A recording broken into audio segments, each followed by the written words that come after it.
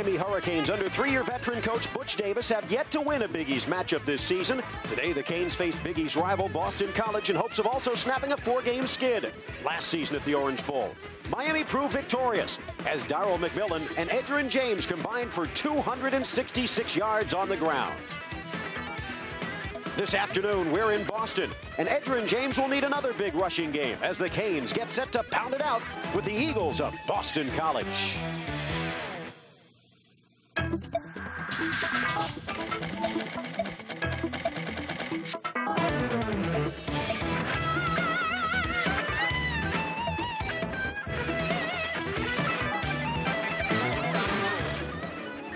From Alumni Stadium in Chestnut Hill, Massachusetts, Sports Channel presents Miami Hurricanes football. Tonight, the Hurricanes battle Big East foe, Boston College. Hello, everybody. I'm Phil Shane, along with John Congemi. Glad you could join us today. When you take a look at the records of these two teams, 3 wins combined. And now, while Boston Colleges might have had their share of ups and downs over the last decade, for Miami, a strange situation. If Miami started water polo today, Phil, they would not be 0-3 in the Big East Conference. Well, that's where they are today in the 97 season. Really have to dig themselves out of a hole and have to run a streak of 5 straight victories to even qualify for a bowl game. But it all starts today at Chestnut Hill.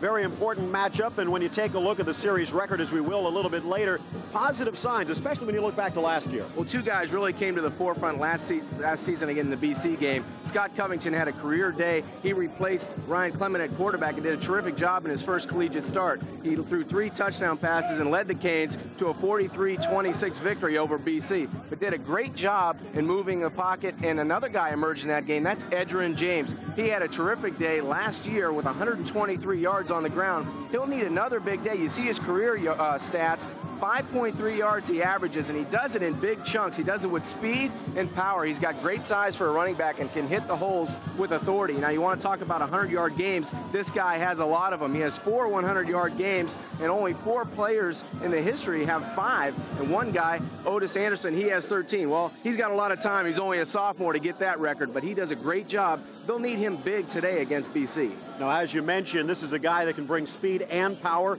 and when he does get into those short yardage situations, one of the guys he's going to be running up against is nose tackle Chris Hovan, one of the best in the Big East. The guy who's really going to have to worry about him today, though, John, might be Ryan Clement. Yeah, Ryan Clement's been beaten up this season for the Canes, but up front, offensively, they have to stop Honan. Last week against Virginia Tech, he had 13 total tackles. Also, couple that with 3 sacks. He can get in the quarterback's face, and it's up to the center and the 2 guards for Miami. You see Ty Wise and Wayner and Cajellas. They need to do a great job, not triple team him as we would see in the monitor, but at least get 2 guys on him and contain the middle of the field for Miami. Now, when we come back, we'll have the opening kickoff, but the one thing we want to find out first before we get there is what does Miami have to do to get their second win? Well, the offensive line has to have a big day. They have to dominate and run the football. Everything's predicated for Miami on the run. That has to be successful today. Keep Ryan Clement healthy would probably also help. Phil Shane, John Congemi will have the game when we come back. It's a Big East matchup with Boston College hosting the University of Miami, and it comes your way next on Sports Channel Florida. Of Miami taking on the Eagles of BC. Phil Shane, John Congemi with you, and as you take a look at the series, this is one that has overwhelmingly gone in favor of the Canes, John. Yeah, the Canes dominate 15-3 in their last meeting. We talked about in the Open, the Orange Bowl, 43-26. Scott Covington led his team, his Miami team, when Ryan Clement was injured, came in and did a great job last year. Conditions here a little bit better than you might have expected at the beginning of the day. In fact, and you woke up probably closer to 40 degrees than 60, but it looks like it might even get warmer before this one is over. And the artificial turf, a good surface, unless, of course, you're playing. That's true, unless you're on top of it with another 300-pounder on you. Just moments away from the opening kick, you can see the winds, and you can see the leaves. It is a gorgeous day here in New England.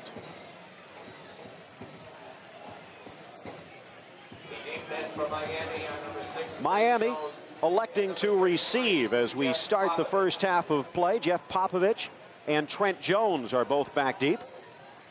The Canes will be going from the right to the left here in the first half. They're getting set to kick the ball off. Specialist Terry Hannafin. Hannafin doing most of the kickoffs. John Matich will be called in to kick the extra points and field goals if there are any. Yeah, Phil, whatever win there may be, Miami will be going against it in the first quarter. Look for that running game early to try to set a precedence and try to dominate the line of scrimmage. Miami really needs to dictate what they want to do offensively. They haven't done it in the last 4 ball games. Jones getting the bulk of the kickoff returns, averaging 22 yards a pop. He's standing to the right as Hannafin gets set to kick.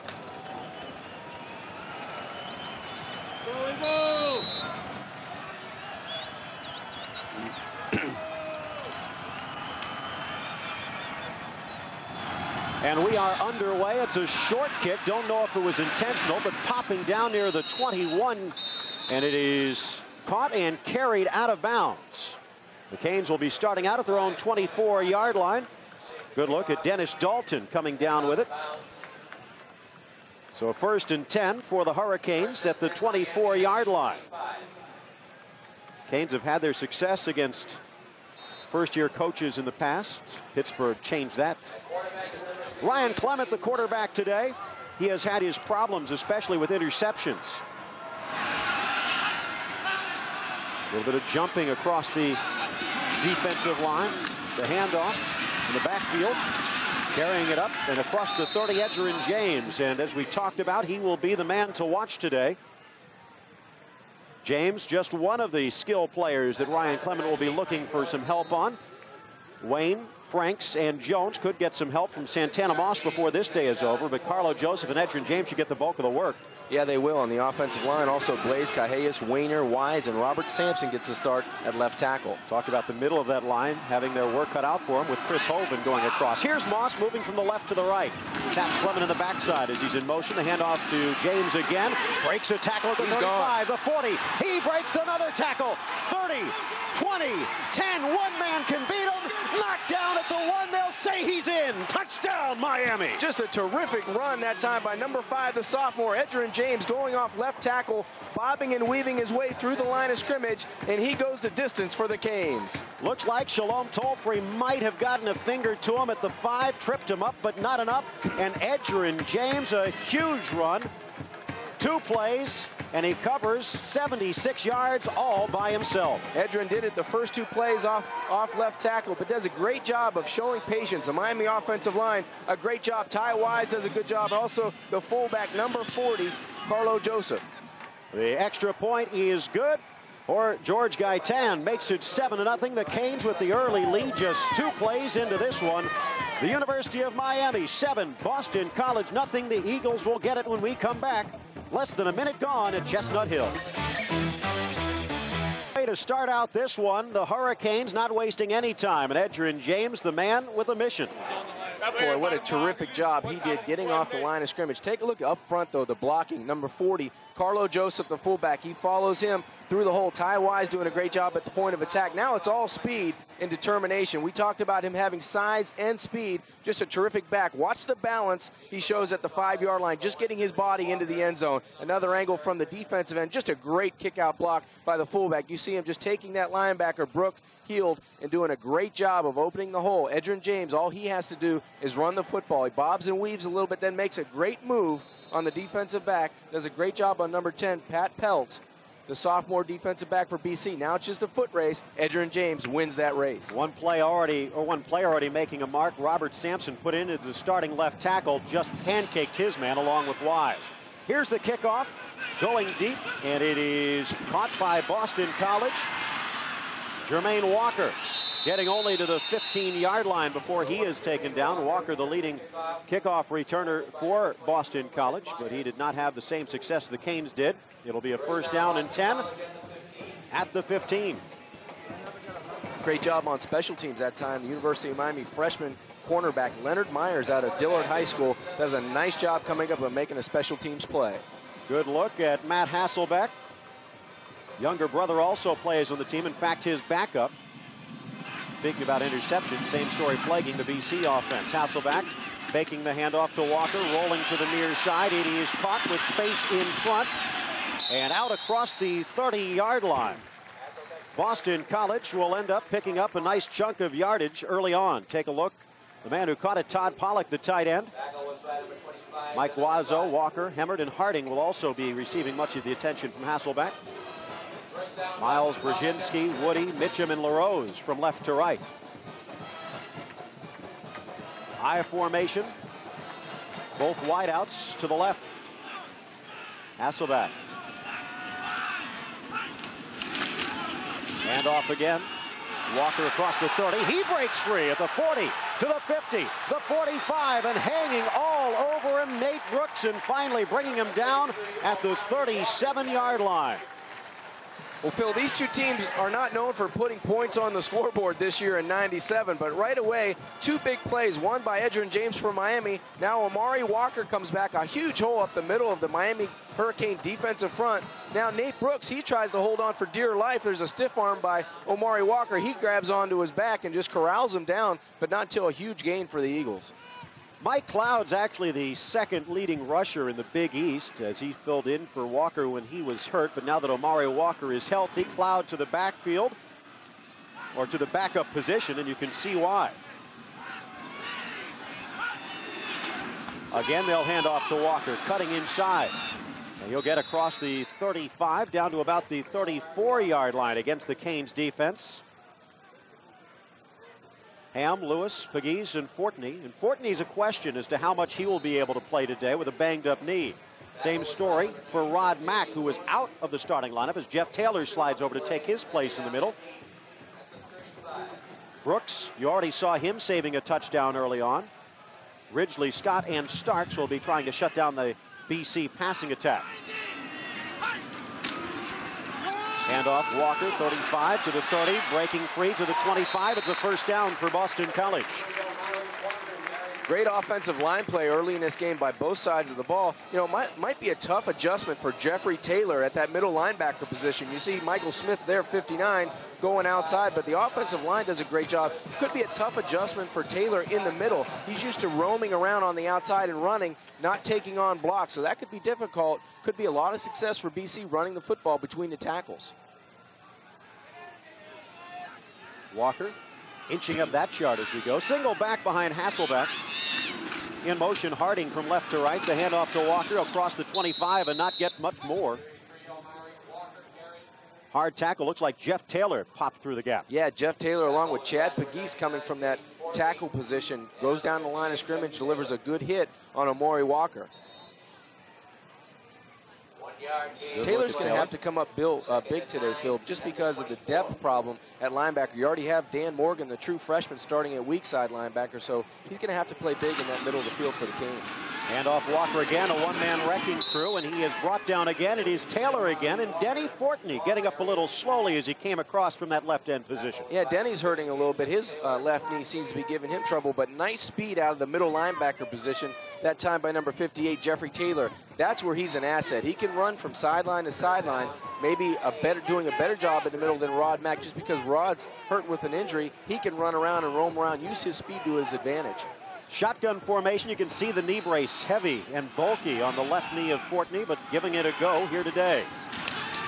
Third down, long pass to the middle through the arms of the tight end who caught the pass to start this drive. Boston College will be stymied as Todd Pollock could not come down with it. It's a fourth down and about long 7 at the 23-yard line. Field goal time perhaps. Yeah, Matt Hasselbeck, he'll look at that play on film tomorrow. He'll want to hold that football maybe a half second longer, let his tight end clear the linebackers. That might have been an easy pitch and catch for a touchdown. Hasselbeck will stay in and hold, so always a chance for trickery, but not likely here. John Matlich coming in to take the field goal attempt. It'll be 40 yards, maybe 41, just outside the 30. The snap good, the placement good, and the kick sails straight through the uprights. Boston College on the board.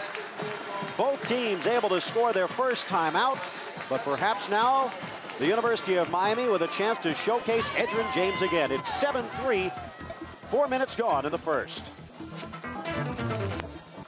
7-3, Canes have the lead. Edgerrin James scoring the touchdown and a field goal for Boston College as both teams on the board the first time out. Sports Channel's Sunday morning playbook giving you over 3 hours of exciting NFL pregame action. Kickoff begins at 8:30 a.m. with Bucks Magazine. You can tackle the NFL Florida style exclusively on Sports Channel.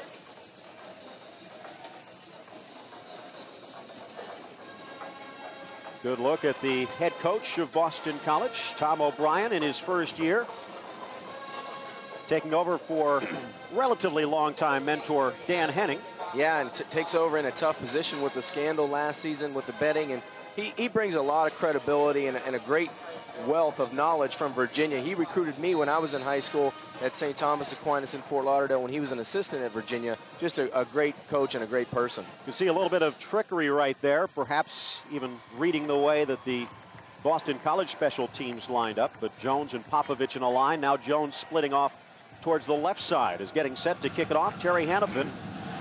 Last one only went to about the 25-yard line. This one a little bit deeper. Popovich will lay off, and Jones grabs it at around the 12, has a hole at the 20, tripped up at the 30, and knocked down at the 32-yard line. But a good return for Trent Jones and good field position to start out their second drive for the Canes. Yeah, Trent does a nice job. Hasn't been a big contributor on the offensive side as much as you would think, but he adds that spark on special teams. He's always a threat to take it to distance. That time, a nice positive return out to the 31-yard line. Good look at Scott Covington in the distance. Good chance we might see him before today is over, John, the way he performed last year in place of an injured Ryan Clement. Clement in there now, though, hasn't had the chance to throw the ball. I formation, and again, it's James at the tailback position. He'll get hold and across the 31 man to beat, gets to the sideline at the 40-yard line, and finally knocked out of play. Markel Blunt finally pushing him away. Great downfield block by number 48, Santana Moss. At the point of attack, Miami doing a good job of getting big man on big man up front, but outside, a nice job by the wide receiver. Boston College, we talked about Chris Hovan being the man in the middle, and yes, indeed, Willits and Krause also keep an eye on them. Stores, Newman, Heald, and Blunt. Blunt in on the tackle last time. You never know when they're going to be blitzing. Tollfree almost tripped up James on that touchdown run, but could not bring him down in time. In motion, Joseph towards the right.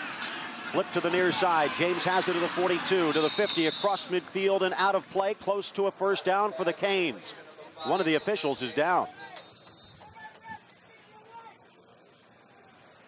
Yeah, he's down. He looks like he got hit pretty hard on that sideline. The line near judge. side line judge, right. Looked like he might have tried to avoid James going out. Yeah, it looked like James was going to cut it inside. He takes it to the outside. It looks like he might just get leg whipped here. Right here, the block on the outside by Sampson, actually blocking the BC player right into the back. He's up and walking around a little bit. Looked like Adam Newman, 88, goes into his legs, but it looks like he's up and walking around. Let's hope he's okay.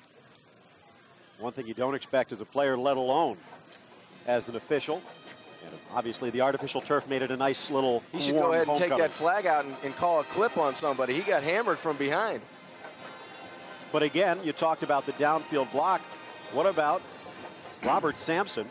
Young sophomore stepped into the starting lineup here again today, and he was downfield pushing. Well, that's something Miami hasn't had in the last couple of weeks, an aggressive and attacking style on the offensive line. They need to attack. If you're on offense, sometimes you get to be a little bit passive if you don't have a lot of success. They're playing a team that they really should beat today in Boston College, and they need to do that. They've done it coming out. They've started aggressive running the football, and they're continuing to do that. That's where you get to be a good, aggressive team. Some say Sampson might actually be the best lineman they have, just lacking a little bit of experience, and he's working on that here today. Lined up again at left tackle, tight end to the left. And again, without Chris Jones, we'll talk about that a little bit more, but Daniel Franks is in. Handoff. James, it's been a one-man show, but this time a burst through the middle, and no problem for Boston College as Krause brings him down in the backfield. They'll actually lose yardage there. Yeah, not a good play for the University of Miami that time. Pushed in the backfield. Number 74, Doug Brzezinski, did a nice job of pushing Carlos Cajellas. Take a look at the middle of your football screen. You'll see Cajellas go right back into the ball carrier. And 47 did a great job, Andrew Krause, from that defensive end position. Third down, they need to get to the Boston College 48 and beyond. Clement, his first pass of the day, looking for Moss, tucks it down, gets across the 45-yard line. He does it by himself. Good decision that time by Ryan Clement. Just tucks the football, knowing it was third and short. He could get it on his own. He was waiting for Santana Moss to break in his outside route. Felt a little pressure, tucks the football underneath his shoulders, and gets a nice first down for the Canes. He's been getting pressured all year, Phil, in the middle of that pocket. This time he goes and steps up, tries to buy a little time, and does the smart thing. He decided he was going to tuck it and run. Just make sure he gets the first down, and Ryan does a good job. Wideouts left and right. It is Lane to the left. The handoff instead to James. He'll burst his way up across the 40 and a pickup of close to 5. That's what makes James so dangerous. This is a guy who can end up sprinting down the flank, as we saw on his second carry, and then pounding up the middle to get close to a first. Yeah, and enjoy watching him because he's only a sophomore and he's only going to get bigger and better. He does a great job. Usually not one person brings him down. You have to gang tackle Edgerrin James. Already he's got 89 yards and a touchdown with only 5 carries. Near side Jones, far side. It is Wayne, but the flags come down.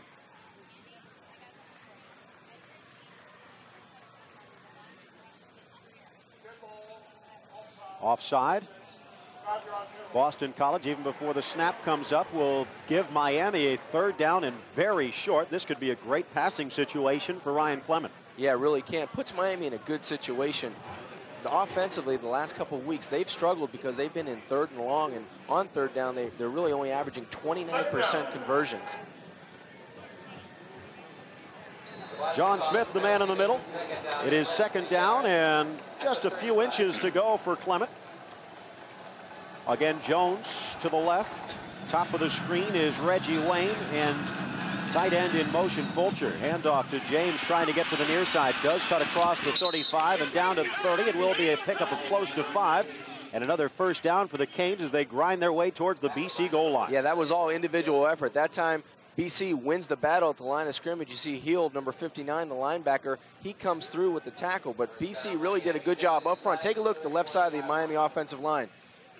Not getting it done, but Speed, an ally of number 5, Edgerrin James, he cuts it inside and picks up enough yardage for the 1st down. Left and right again, it's Jones and Wayne. Fulcher flanked off to the right. Single setback, it's James. Why not go with the horse that got him here? Oh, man, nice follow with a block as he waits his time. Gets across the 25-yard line, 5 yards at a clip. Well, that's one of the things that James has is the quality of patience and still moving north and south and going up the football field. Take a look. He'll sidestep a little bit, try to duck behind Cajellas, number 72, and then break with power to the outside. And he's able to get really 6, close to 7 yards with no hole to run, no room to run. Ryan Clement has yet to really be tested. Only pass he was forced to throw was a little dump pass to Edgerrin James. Everything else has been number 5 by himself. I formation behind Clement. Handoff James again. Follows his block to the inside. That's Carlo Joseph. Tripped up at around the 19-yard line. Brought down there by Pedro Sereno, but very close. And in fact, it will be another 1st down for UM. Do you think Miami will run anywhere else but off the left side today? They're doing a great job on the short side of the field. They've got the ball on the left hash, and they're really going behind their horses. Robert Sampson, number 76, and Ty Wise. Take a look right here. Nice job by the center, Mike Wayner, doing a good job getting leverage out front. Now it's all Edgerrin James up front. A nice block by the freshman wide receiver Reggie Wayne downfield as well. Gerald Jones out, Santana Moss in. This could be Carlo Joseph territory. Everything has been to the UM tailback, number 5, Edgerrin James. Instead, Clement drops, throws near side, has Wayne caught at the 15, steps out of bounds at the 9. Close to another 1st down for the Canes. Yeah, that freshman wide receiver right now is Ryan Clement's favorite target. He has 25 catches on the season, and his average is 13.3, so he does a great job on the outside for a young receiver. Just runs a hitch pattern. The DB for Boston College falls down and gets a lot more yardage than really he should have gotten. 2nd down and short. Joseph will come to the sideline, and it's a double tight end formation with both Fulcher and Franks. Wideouts left and right. Moss will stay in there to the bottom of the screen. Edgerrin James, the lone man in the backfield. The handoff following the double tight end. Flag is down behind the play. Breaks a tackle, gets the 1st and down to the 7, but this one in the territory of holding, and it might come back. Yeah, they're going to get a holding, and it looks like on the center, number 68, Mike Wayner. He was beaten off the line of scrimmage and held a BC defensive lineman from behind. Good look at James. Franks looks like he might have been caught in the tussle that time, getting up a little bit slow and limping, and he will come off. Offense, 10 yards from the spot of the foul, remains 2nd down. The holding against Miami. Yeah, take a look at the middle of your screen right here. Ryan Clement taking the ball back to Edgerrin James, but you see the pursuit right there, right from behind, number 95, Chris Hovan does a nice job of beating Mike Wayner to the spot, and it was just nothing he could do but really hold, because Hovan would have made the play in the backfield. So they'll bring it back out to the 26-yard line. First passing situation of the day. Joseph back in there. Moss and Wayne to the top of the screen. BC might have jumped. Clement straight drop. Near side, Joseph catches it in the flat at the 20. Stutter steps. Pulls his way down close to the 17-yard line and back close to the original line of scrimmage. Ryan goes to his favorite target, it seems like, besides Reggie Wayne on the outside. Carlo Joseph, he has 2 touchdowns on the season. Does a nice job coming out of the backfield. He'll catch the football and make you pay if you want to square up with him one-on-one. You see Ryan, just nice decision. Both defenders go with the tight end. And then Carlo tries to make something happen getting upfield, but he's met by a host of BC defensive players. So it's 3rd down and a long 9. They need to get down close to the 10-yard line of Boston College to get a first. This drive a little bit harder than the first. Fakes the handoff to James. He's got him in the top of the screen. It's Wayne, diving catch, touchdown Miami. Oh, just a great route outside. Phil, what a great job by 87 Reggie Wayne.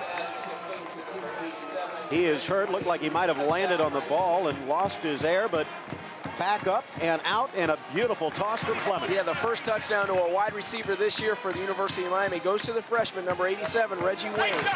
Did a great job of selling the post pattern, comes out of it. Ryan just played pitch and catch on the outside. Easy touchdown for Miami. The extra point is good, and the Canes have stretched their lead. It is 14-3 Miami. The key on that play also, the setup earlier in this first quarter. Everything going to Edgerrin James. This time the fake, and Ryan Clement spots Wayne in the end zone. 4 games in a row, and what a way to break out of a slump. Best way to do it, get out early, and right now they are leading by 11.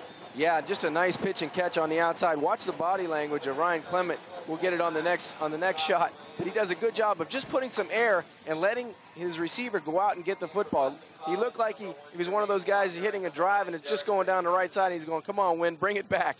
He did a good job of just putting it where the receiver can go and catch it. And he's got to feel a lot of pressure off of his shoulders, finally getting the ball into the end zone. And Reggie Wayne, as a freshman, I tell you what, 19-yard touchdown reception, he's growing up in a hurry. We talked about 1 and 4, and while 1997 might not be going the right way for the University of Miami, the future is looking pretty bright with some of the youngsters that we're seeing here today. Yeah, he's already doing commercials. Look at 1-800-CALL-ATT. What is this? Or he's calling Disney World. That's I don't know. right. Gaitan getting set to kick it back. Walker, Crittenden, and Cloud, the guys to watch out for. This one to Walker right around the 8-yard line. Across the 15 to the 20 with a hole. Breaks one tackle to the 30 to the 40. Close to midfield. Gaitan pushing him. A flag comes out. Finally knocked out of bounds around the 40-yard line. And the flag coming down right near where Gaitan got a hold of him. Yeah, Jermaine Walker does a great job. The junior wide receiver from Houston, Texas, takes it up the Miami sideline. They're going to tack on another 15 for a face mask, I believe, on Gaitan. Walker averaging nearly 20 yards a return, and this one blows that away. Yeah, it looked like a lot of guys running behind each other for the University of Miami. You have to stay in your lanes on the on special teams. You see the blatant face mask there by Gaitan. Did a good job, though. You'd rather do that than give up 6. Give your defense a chance to get on the field. They have marked the infraction at around the 48-yard line. Butch Davis frantically signals out to his defense. Doing the run back. 5-yard. The 40-yard is where they will mark it. It sounds like they're talking about maybe a 5-yard, and Gaitan might have gotten away with one there. Yeah. I think Miami really did get away with that. That looked like a 15-yard variety. So, yeah, good break for Miami's defense. It still keeps the ball on the Miami 35-yard line, but great field position for BC to operate.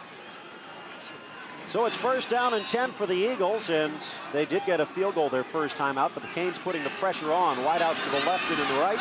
In motion, Walker towards the top of the screen. Hasselbeck faking the handoff to Walker. He's looking deep, throws to the flat and just throws it out of bounds as the pressure finally getting to him.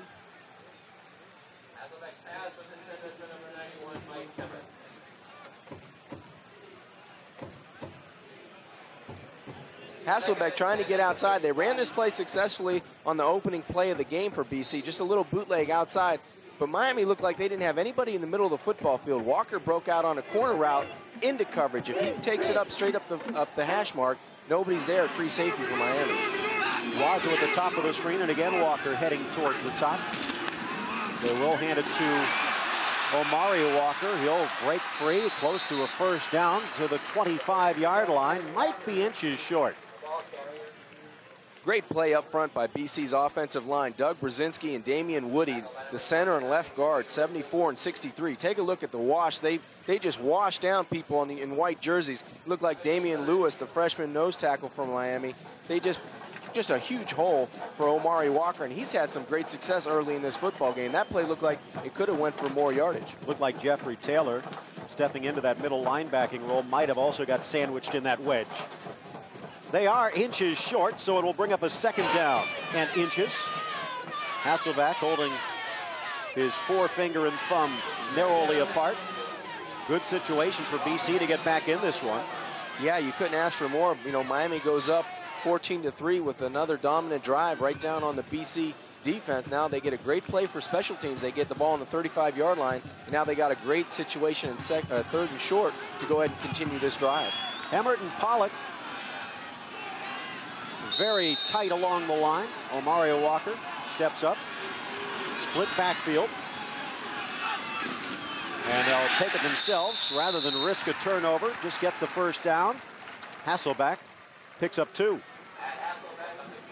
For a quarterback in that situation, you really just want to get the exchange from the center and go forward, because they're going to see a lot of white helmets and white jerseys in the middle of the football field. Just duck your head and run.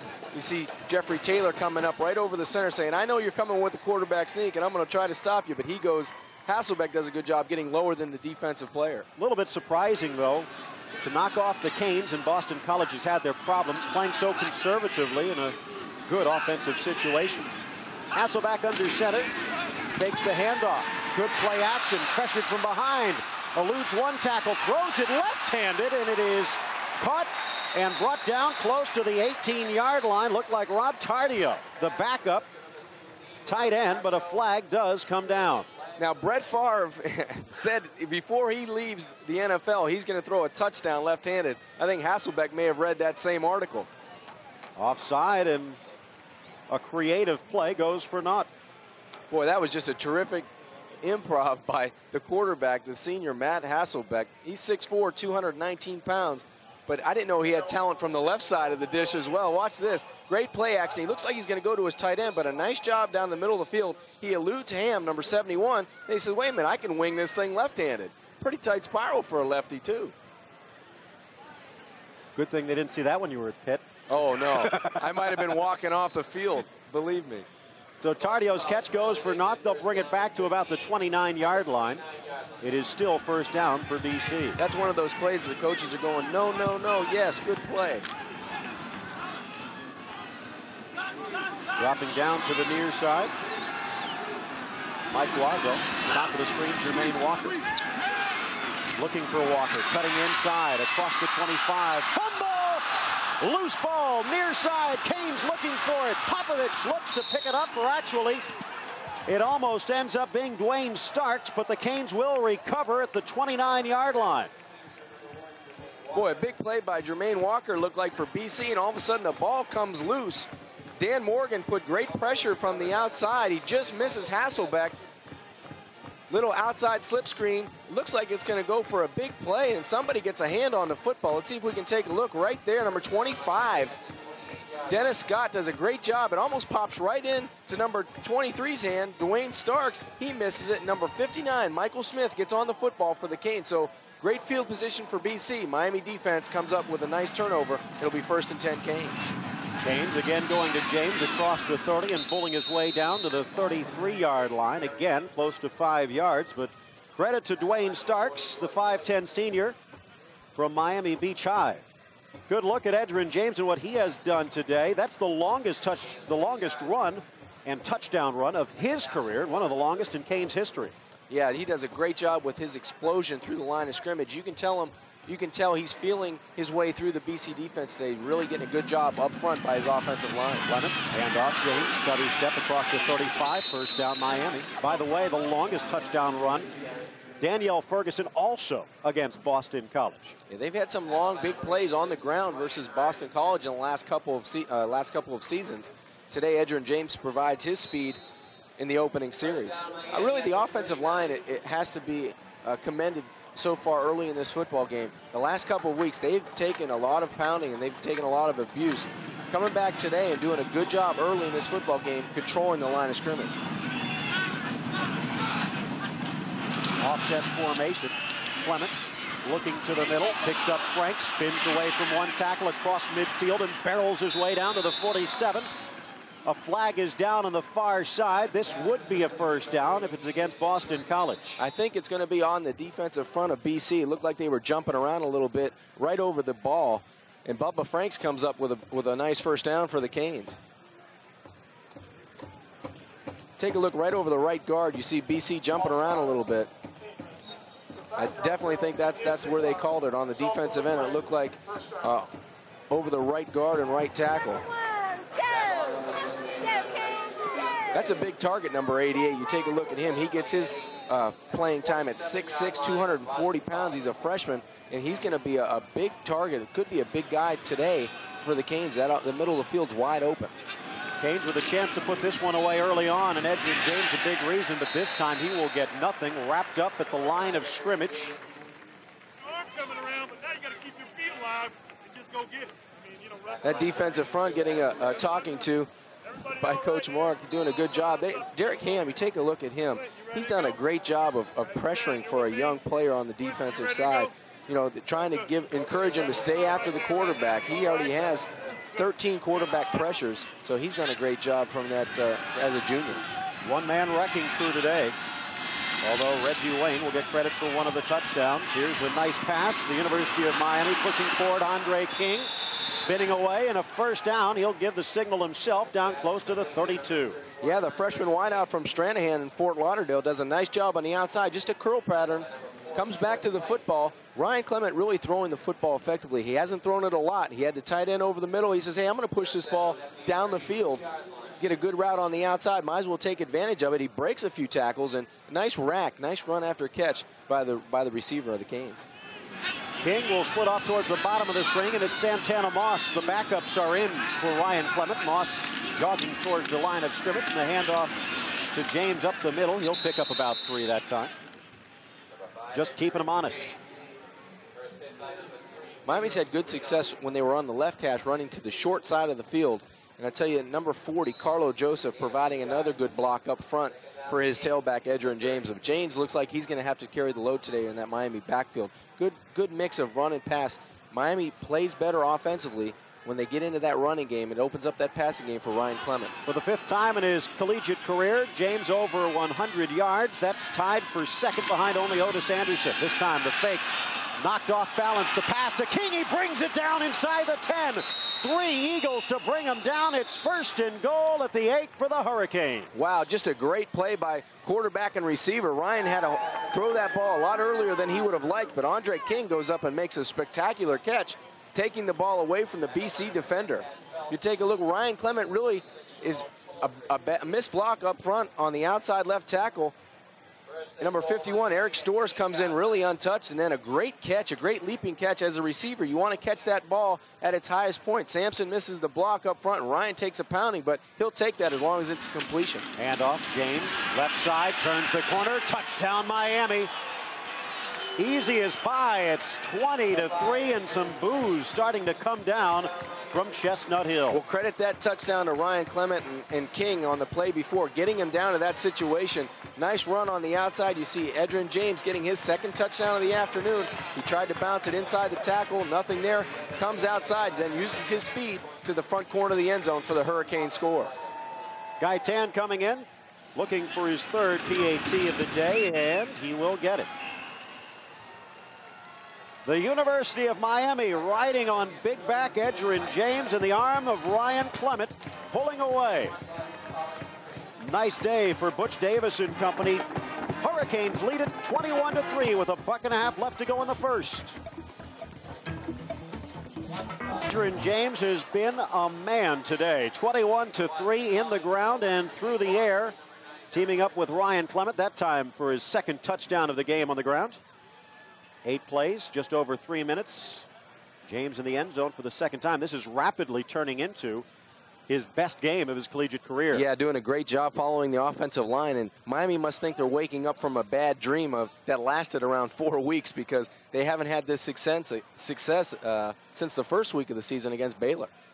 Gaitan waiting for the whistle as James catches a breather.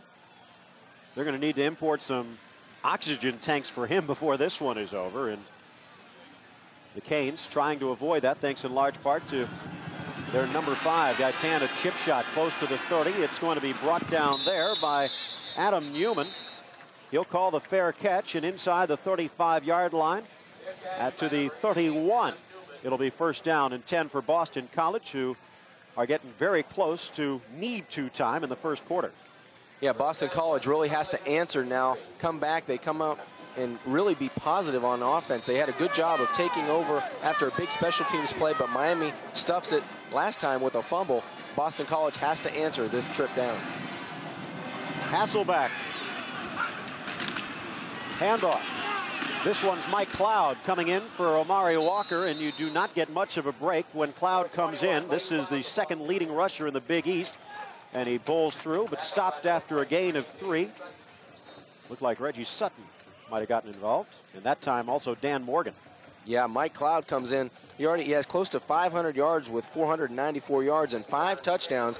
He brings you a little bit more explosiveness and speed through the offensive line. I formation, wide out to the bottom of the screen. In motion towards the top is Dennis Harding. A flag comes down, and this play will never take place. Yeah, it looked like on the top of the screen offensively for BC, looked like number 61, John Miles.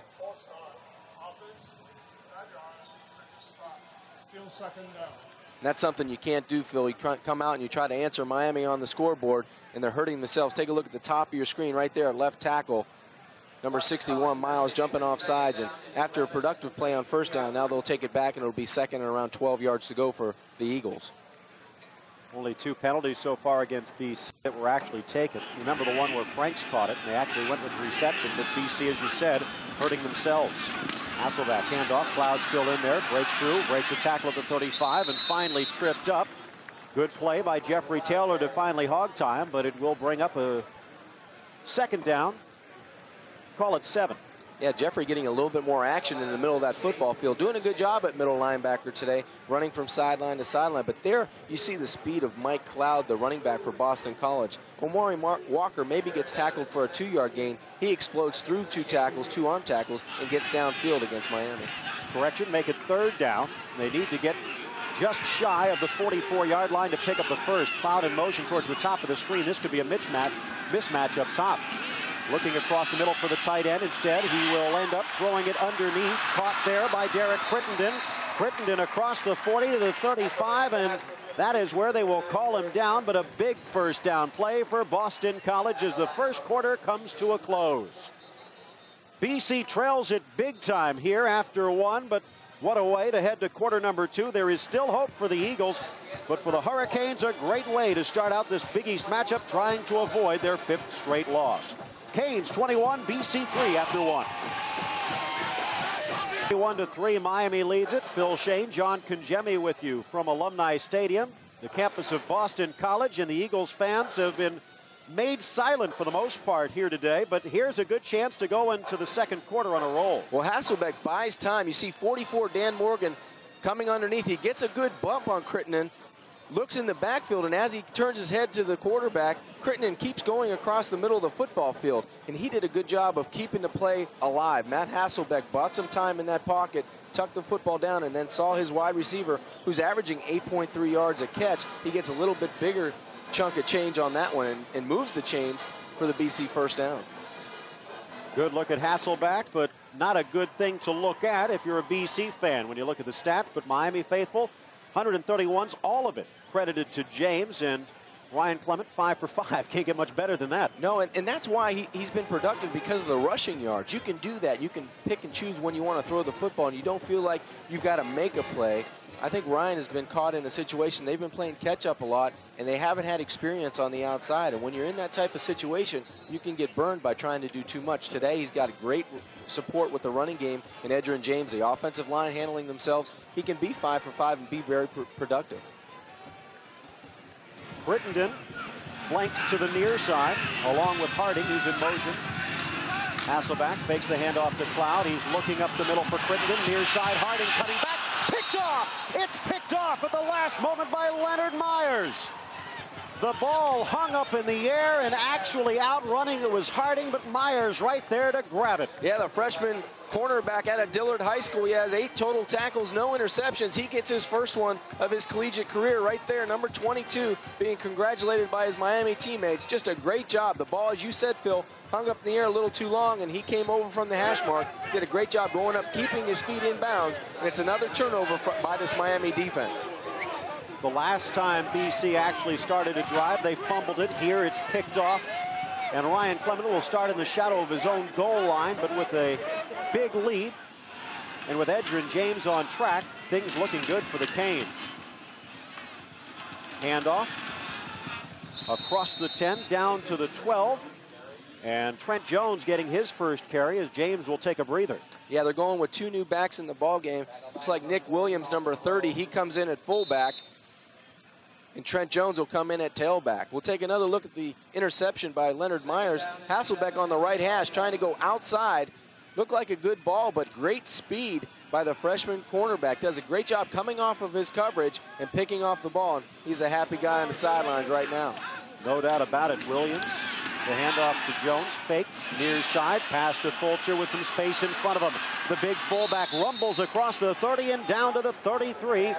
First down, Miami. Yeah, you take a look at the Miami tight end situation. Chris Jones out of the football game, and it will be lost for the rest of the season. You get Mondrell Fulcher, number 18, and Daniel Franks, number 88. Both of these guys, big targets. Fulcher goes at 6'3", 245 pounds, and Ryan does a nice job. Wanted to push the ball downfield, but nobody's underneath. He just dumps it out. It's almost like a long handoff down the sideline. He's got good speed going down the Miami sideline for a first down. More sad news for the University of Miami as Ryan Clement will not have Chris Jones to throw to. Some spinal problems, and he will finish his degree, though. The handoff to Jones across the 40-yard line and close to another first down. Chris Jones, with that spinal problem, had been experiencing some numbness in his hands. Finally got a chance to be looked at by Dr. John Uribe, and the news coming down in a negative sense. He will not be able to play, but they will let him fulfill his scholarship and finish his degree. And as far as the football team goes, we've seen what Franks was able to do earlier today, and Mondrell Fulcher has put them close to midfield. Second down and short. In motion, it's Santana Moss to the bottom of the screen. The handoff. Jones dodges one tackle behind the line of scrimmage, down to the 45-yard line, and another first down for the Canes. You get Trent Jones there coming in for Edgerrin James. You get Nick Williams. You don't lose much at the fullback position. He lays a great block, providing Trent Jones to get some yardage. But you take a look at this Miami team this year. They've been hurt with injuries, and a lot of freshmen have had to play to come into the football game, and really not just spot play, but play, 4 quarters. You see 23 freshmen. True freshmen are 13 of those guys. So a lot of young players with the University of Miami. This team, if they can just hold on this season, they're going to be good in years to come. Darrell Jones to the bottom of the screen, and he is open. They're throwing the ball to him at the 20. Almost caught it at the 17.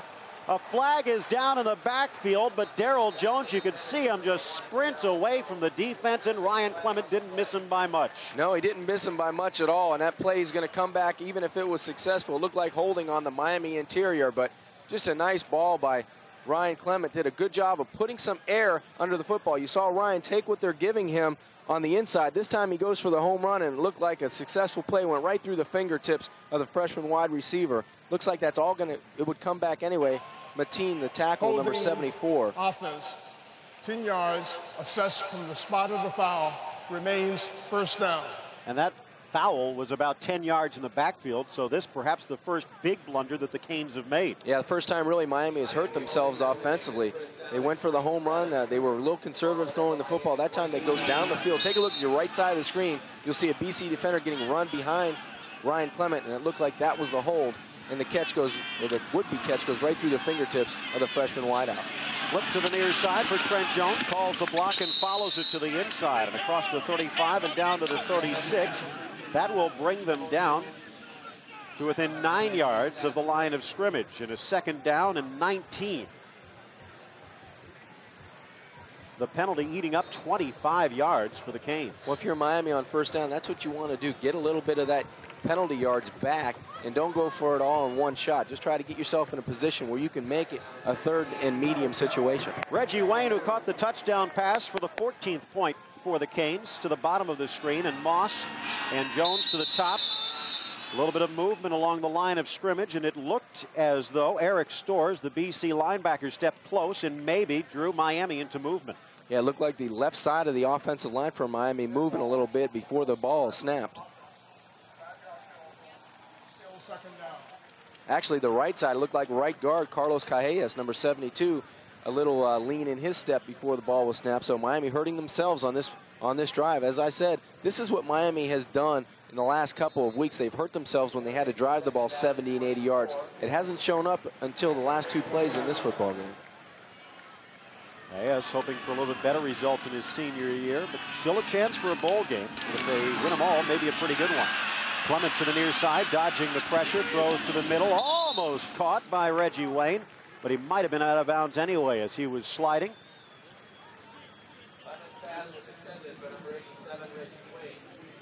Trent Jones that time picking up the blitz in the middle of the football field a little bit late. BC doing a good job of flushing Ryan Clement out of the pocket, trying to make something happen on the perimeter, trying to get the ball down the field to Reggie Wayne, but good job by BC that time pressuring Clement out of the pocket.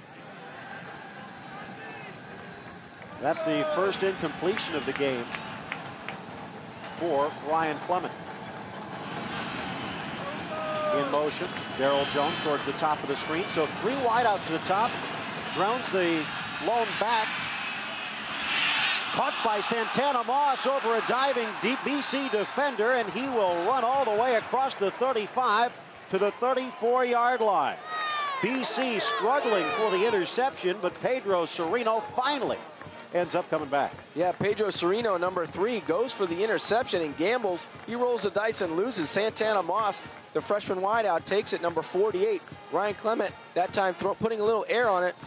Sereno misjudges the ball, and University of Miami comes up with a huge third down conversion. You see number 3 in the middle of your screen. He's reading Ryan the whole time. Ryan trying to get the ball outside to pick up the first down. Just a bad timing of a jump.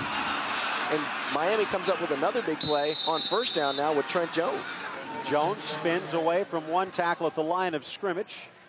Finally brought down. George White to the 27-yard line, make it the 28, and it'll be a 2nd down and 4. Good look at Santana Moss showing some of his skills. Yeah, having a big day already. A nice catch on 3rd down, 3rd and a very long for the Canes. They convert that. Now they get into a great situation with 2nd and a long 3, or call it 4. Moss in the slot, now in motion towards the top of the screen. Still Nick Williams and Trent Jones. The handoff to Trent Jones. Fights his way close to the 25-yard line. He'll be about a half a yard shy of the first down, bringing up a 3rd and short. Looks like Miami will come in with 2 tight ends. And the offensive line, you can't lose Mike Weiner, number 68. Looks like he's limping off to the sidelines. He's their number 1 center and really an anchor in the middle of that football field. Coming on to replace him, number 53, Brian Bippen, the 6'3 junior from Midland, Texas. Timeout is called. The University of Miami realizes they can put this one in the books. If they can culminate a drive here with the score, we're going to stick around. Trent Jones has been getting much of the carries here in the 2nd quarter. Behind James Jackson, Darrell McMillan, and at the top of the list, Edgerrin James in the Canes running back slot. But as you mentioned, some bad news on the bench for Miami. Yeah, you hate to see the offensive line take another injury. Richard Mercier was lost for the season in the opener against Baylor. Now you get Mike Weiner out, and it looks like they're taking a look at his right leg. So you hate to, hopefully it's not as serious as it looks. You see Dr. John Uribe down there with the medical staff trying to take a look at his leg, but they're going to be in trouble. Ty Wise is normally the backup center. It looks like Brian Bippen, number 53, will come in possibly at center, or they can move Ty Wise back to center. But right now they're taking snaps on the sideline. Looks like 53 Bippen is going to take that center position. Brian Bippen and Clement right near midfield as the trainers continue to work on ailing center Weiner. You talked about Mercier, and that was one of the things that really hurt Butch Davis.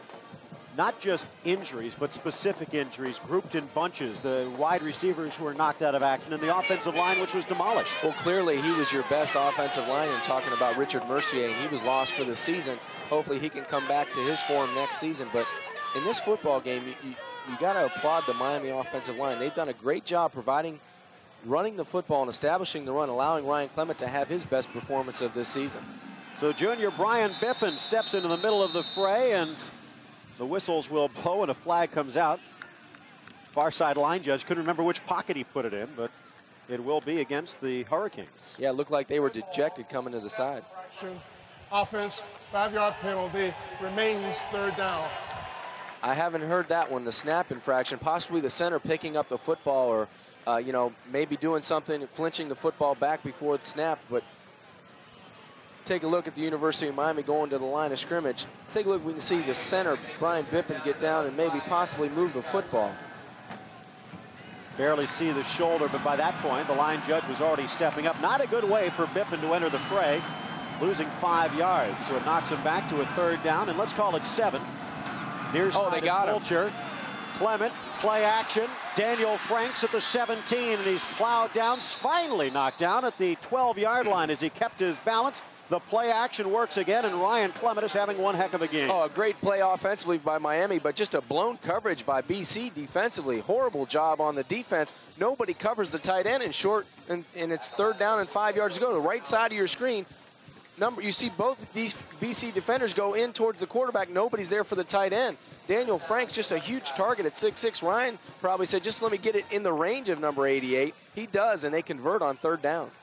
Reggie Wayne to the bottom of the screen. Santana Moss to the top. The handoff to Trent Jones following the blocks. Flag comes down in the backfield. Jones finally down to about the 7-yard line following Carlos Calles' pulling block. And it might have even been Carlos who got whistled. Yeah, that came from the short side of the football field. Looked like it was a hold on Miami. This is another opportunity lost. Miami gets a big third down conversion. They get it inside the 20-yard line in that scoring range. And now they're getting it, looks like a holding call on the interior of the offensive line. 5th penalty, 35 yards against the Canes. Let's see if we can take a look right here. Looks like Nick Williams did a great job, and Calles did a good job kicking out. I don't know where the hold is on that play. Either it's downfield on a receiver, but it didn't look like Williams or Calles was holding on the play. This will bring it all the way back down to the 25-yard line. Call it a 10-yard penalty, as the foul came in the backfield. So it's 5 penalties, 40 yards. And again, another long situation. It was Santana Moss who ended up saving the Canes' skin, snaring a Ryan Clement pass at midfield. Almost easier to get a touchdown now as they need to get down to the 1. And Ryan Clement didn't like what he saw in the backfield. Is some confusion for the Canes. Canes lead it 21-3. But they're having their problems in the middle of the second quarter. 21-3, the Hurricanes trying to snap their losing skid and get their first Big East win of the year. Of course, this is just the start of a busy football weekend, and Sports Channel, your home for the most exciting NFL pregame show, Florida style. Sunday morning NFL kicks off at 10 a.m. You can get the inside story on the Bucks, Finns, and Jaguars tomorrow at 10 a.m. exclusively on Sports Channel. Bill Shane, John Congemi with you from Boston as the Hurricanes looking for just their second win of the year. They are facing a first down and 24 in motion with 3 wide receivers to the bottom with Santana Moss. Clement trying to tuck it under, still looking to throw it deep. Clement across the middle, and finally caught and brought down Darryl Jones at about the 13-yard line, and Ryan Clement perhaps tempting fate there. Yeah, that's the play that's been getting Ryan in trouble this year. When he scrambles, somebody either getting called for a hold or he gets sacked. That time he gets away with it and finds the freshman receiver, but he does a great job of eluding the pressure. Take a look, he wants to stay in the pocket. He decides to step up, maybe buy himself a little bit more time, look downfield. He finds a receiver down the field, and Darryl Jones, number 1, does a nice job of making a good play, of making something that looked bad into a good play. Wideouts left and right in motion. Carlo Joseph, and they have him in the flat. Oh, he is popped. A meeting of the number 40s. Nice catch by Joseph. However, bringing him down before he could get anything more, defensive back George White. But Joseph uncovered coming out of the backfield. White made sure he wouldn't pick up much more. Yeah, White puts a good stick on number 40, Carlo Joseph. George White, the sophomore DB, comes in and really does a nice job. Down the football field, number 88, Daniel Franks, was open in the middle of the football field. Ryan didn't see him. Let's take a look. Yeah, hello, how you doing?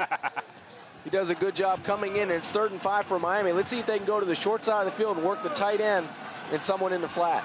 But they did pick up close to 20 on that play. So a 3rd down and short. Clement rolling, looking. Fulcher just misses it through the arms as he pulled away from White on that play. Clement did have him open in a decent pass, but Fulcher could not hang on. Yeah, Ryan needs to put that right in his numbers. He did a good job of getting it close. I thought they'd go to the short side and use the tight ends. Does a nice job of play faking, comes out on the naked boot. He's got the tight end short right away, but elects to go in the end zone.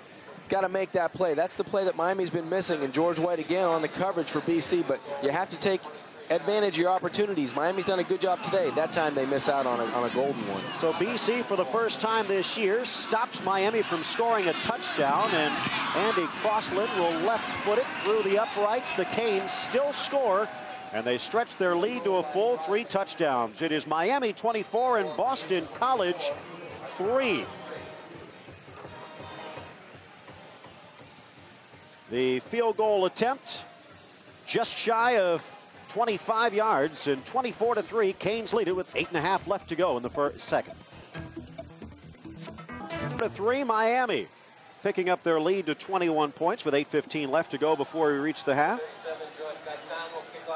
Gaitan will step in to put this one back into play, and Miami, despite killing themselves with penalties twice, end up picking up 92 yards of offense, but have to settle for the 24-yard field goal off the boot of Andy Crossland. Yeah, but it's impressive. At least Miami has the ability to go 16 plays and 92 yards, something that's been eluding that offense all season long. Gaitan's boot caught up in the air and caught by one of the upbacks, who called a fair catch inside the 20. And riding right up his back was the man who they wanted to get the hands on, and that's Jermaine Walker, who could only look on and surprise. Yeah, sometimes that's a good play. That time, that was a poor decision by the BC special teams. You don't do that on your own 15-yard line, especially when the kick was traveling down and really no one around you. So that time, not a wise decision by the BC special teams. Let's take a look. It's just the wedge being set up, and it looks like no one's calling for the football. Nobody's within 15 yards, and that looked like a center fielder out closing the inning, 1-2-3. Scott Dragos probably wishing he was in a hole somewhere at the moment. Hasselbeck faking the handoff. Haven't seen Omari Walker for a while. The long pass upfield, tipped away at the last moment, is trying to pull it down was Mike Wazo.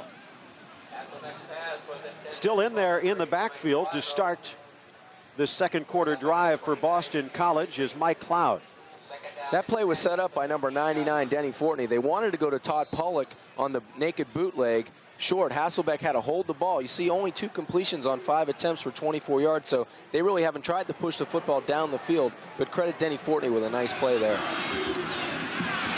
Nearing the 8-minute mark of quarter number 2.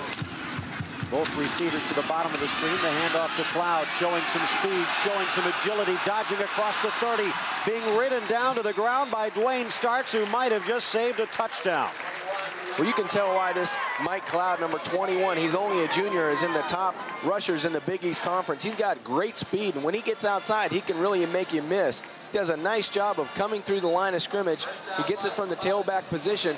Great job by the offensive line, a big hole. And then this cut right here, bang, he goes outside, makes Dan Morgan miss, and now it's a foot race, and lucky Dwayne Starks gets a left hand on a shoulder pad, or he could have been off to the races. Again, Cloud still in there. Full back in front of him, Frank Chamberlain. Handoff, up the middle. Runs straight into a buzzsaw named Dan Morgan, but he does pick up a couple. That's right, Danny comes back after that last play, comes in and makes a nice, tough tackle. He's done a great job at that linebacker position. He's got 22 total tackles on the season and 3 tackles for loss. So he's doing a good job at that weak side linebacker. And you take a look offensively, possibly when Miami gets the ball back, Scott Covington, the hero of last year's game, could come in at quarterback for Miami. Normally, BC might feel a little better when the backup quarterback comes in until you take a look at what Covington did to him last year.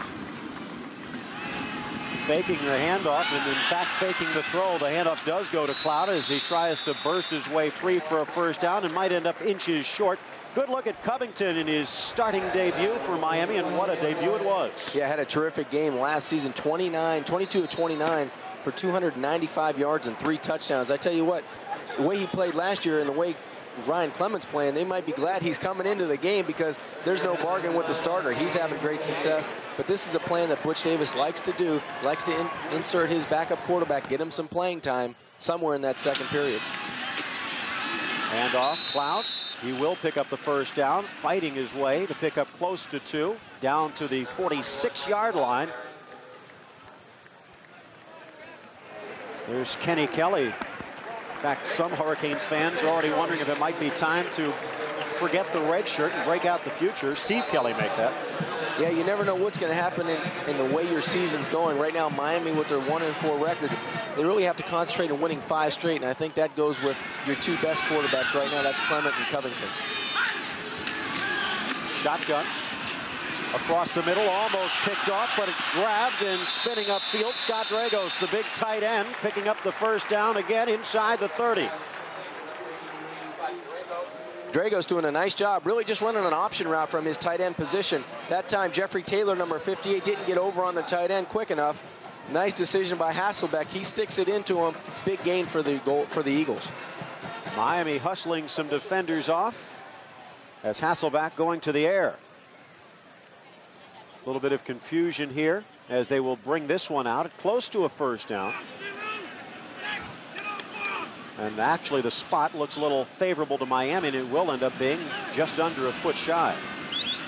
Yeah, but BC doing a good job right now. They're down by 21 points. They're trying to get back into this football game before halftime. There's 5:54 left before halftime. They need to get in and not score 3 but 7. Really come back and show Miami that they're in this football game. They're not giving up. You know, right now it's a tough situation for both teams in the Big East Conference. A win is vital for Miami. They need to string away 5 in a row. So big day today for both teams. Short handoff, dive up front, and according to the spot, they will give them the first down.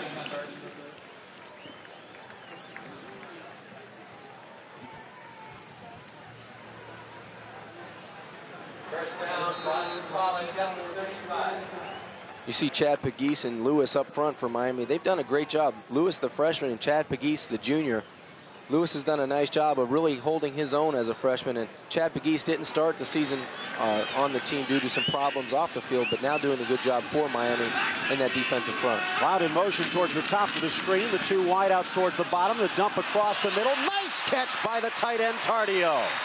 Flags come down, and it looks like they'll call pass interference, but good concentration by the BC big man. Boy, the third tight end in that trio, Rob Tardio, does a great job of going up and getting the football. Hasselbeck just put it close, and you got to credit a great athletic ability by the tight end. You'll see right here, number 16 going down the field. Looks like number 59, Jeffrey Smith, or Michael Smith on him, but does a great job of turning and twisting his body to catch the football. Tardio, the big 6'5", 237-pounder out of Ramapo, New Jersey. Defense. And it will be defensive holding. Is declined. Decline it. They'll take the reception, and it will be a first down right at the 15-yard line for Boston College, their deepest penetration of the half. Well, it looks like BC has found some success in that running game, inserting Mike Cloud and throwing the football, going down to the tight end, trying to control the middle of the football field. That's where Miami's had their difficulties in pass defense, over the middle of the football field. I formation for Boston College. Handoff, Cloud has a hole, might be because of holding on Fortney, but the flags stay in the pocket, and Cloud is decked at the 10. Really nothing in the middle between the tackles that time for BC. Mike Cloud sees that, uses his speed to the outside, and gets 5 yards for the Eagles. Take a look up front. Miami does a nice job at the point of attack, really nowhere to run. So Mike Cloud decides, hey, I'm fast enough. I'm going to get to the outside, lower my shoulder on Dwayne Starks, and try to get as many yards as I can. Productive play, 5 yards.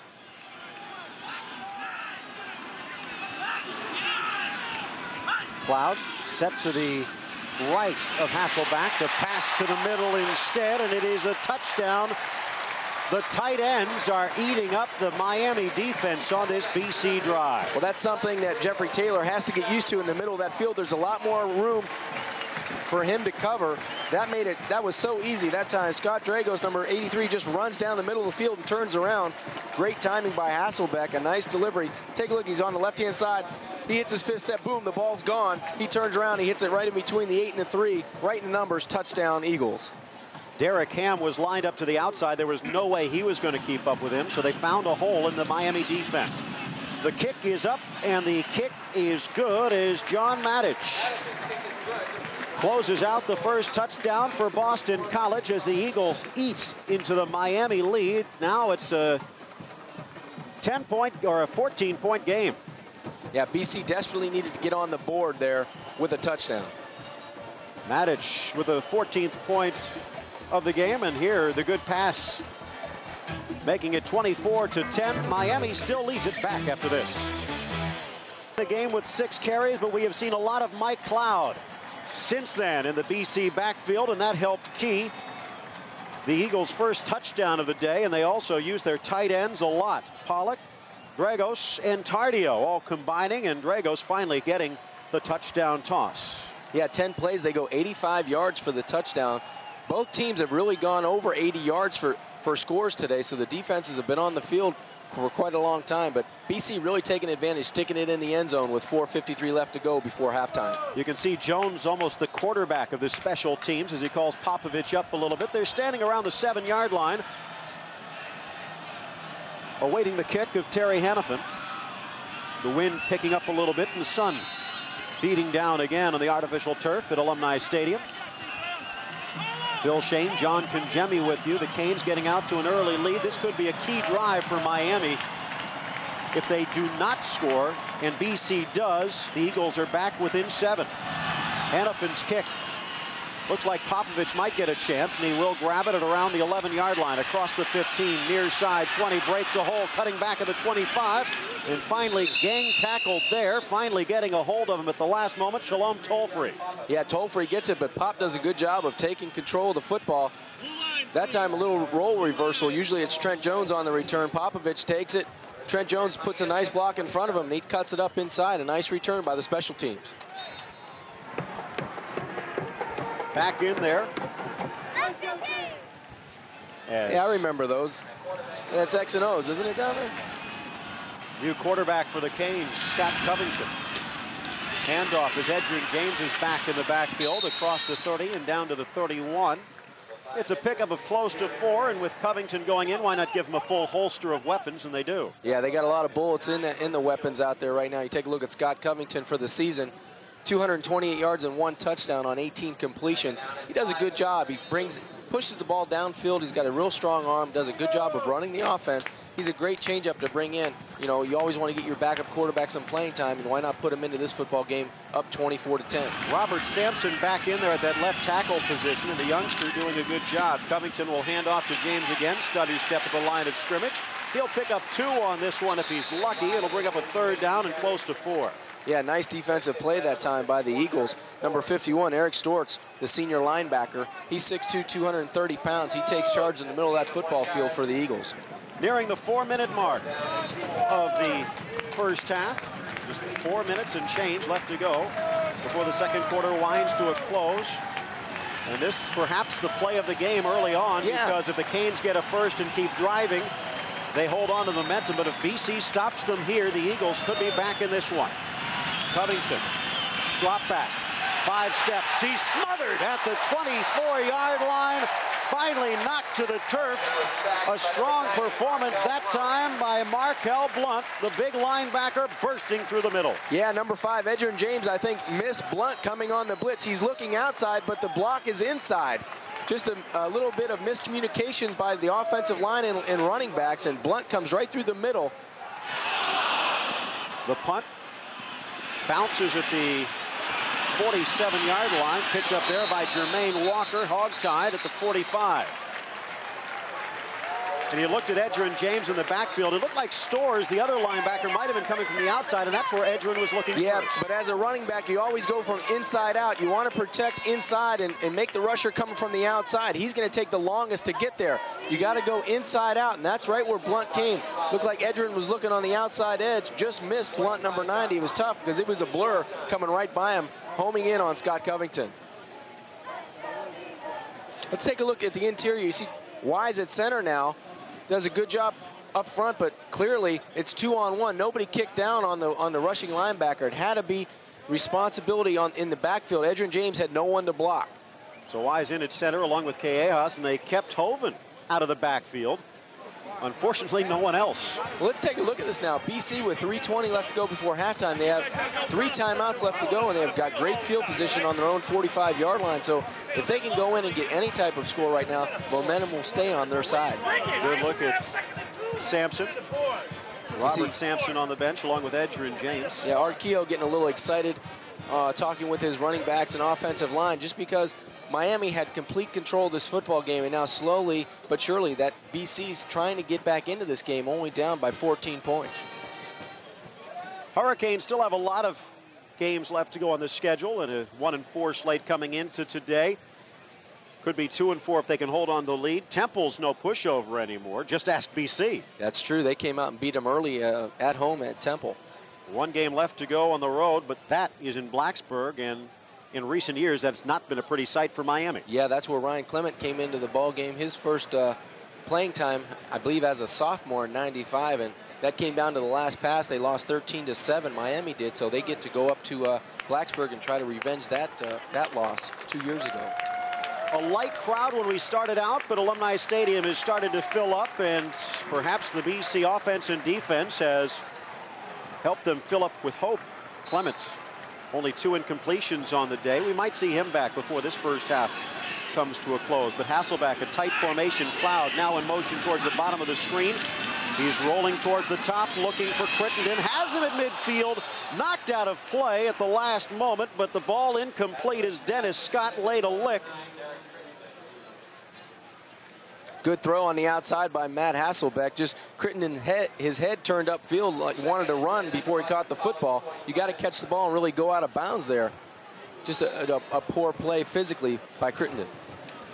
Hasselbeck seems to be finding his stride. 4 of his last 5 have been complete. Handoff this time. Cloud bursting across midfield, dragged down there. The Canes combining Leonard Myers, who picked off a Hasselbeck pass early on, stepping up for the tackle. Both of these teams really picking up the pace. You can hear the pads popping up here in the box.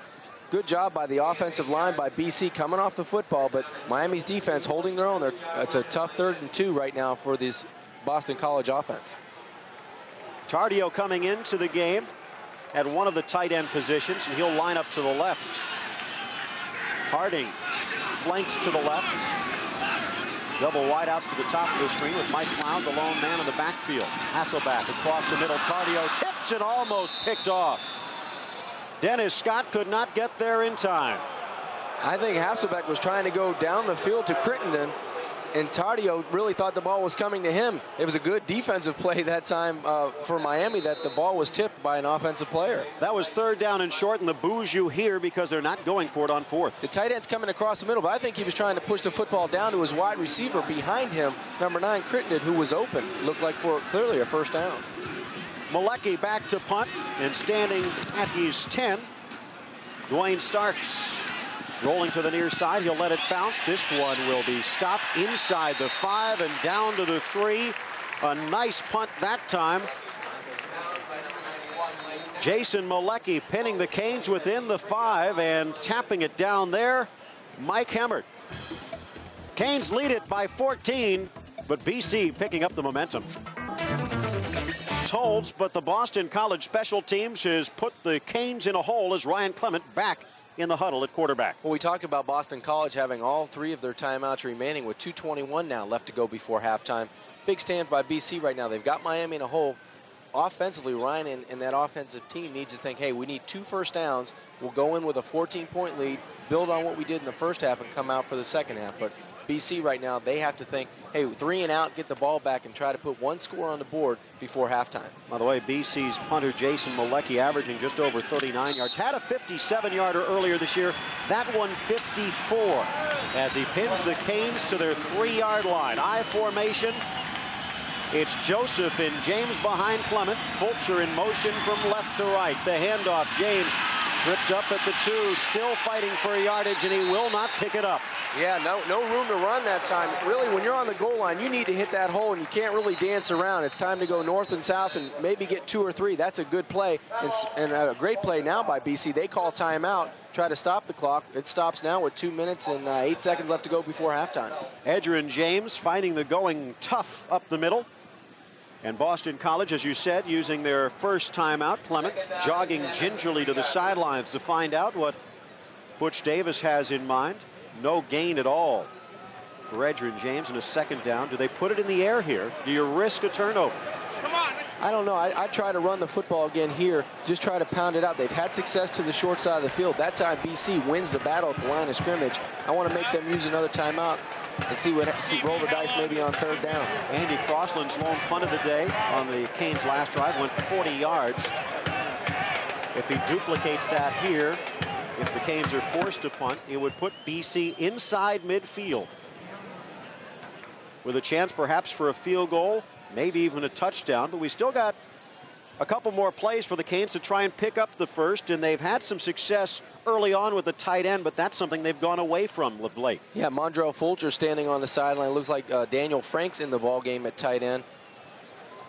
See how they can work at getting out from their own end on the 3-yard line. Ryan Clement has had great success through the air, only 2 incompletions on the day, so he's having a great day for this Hurricane offense.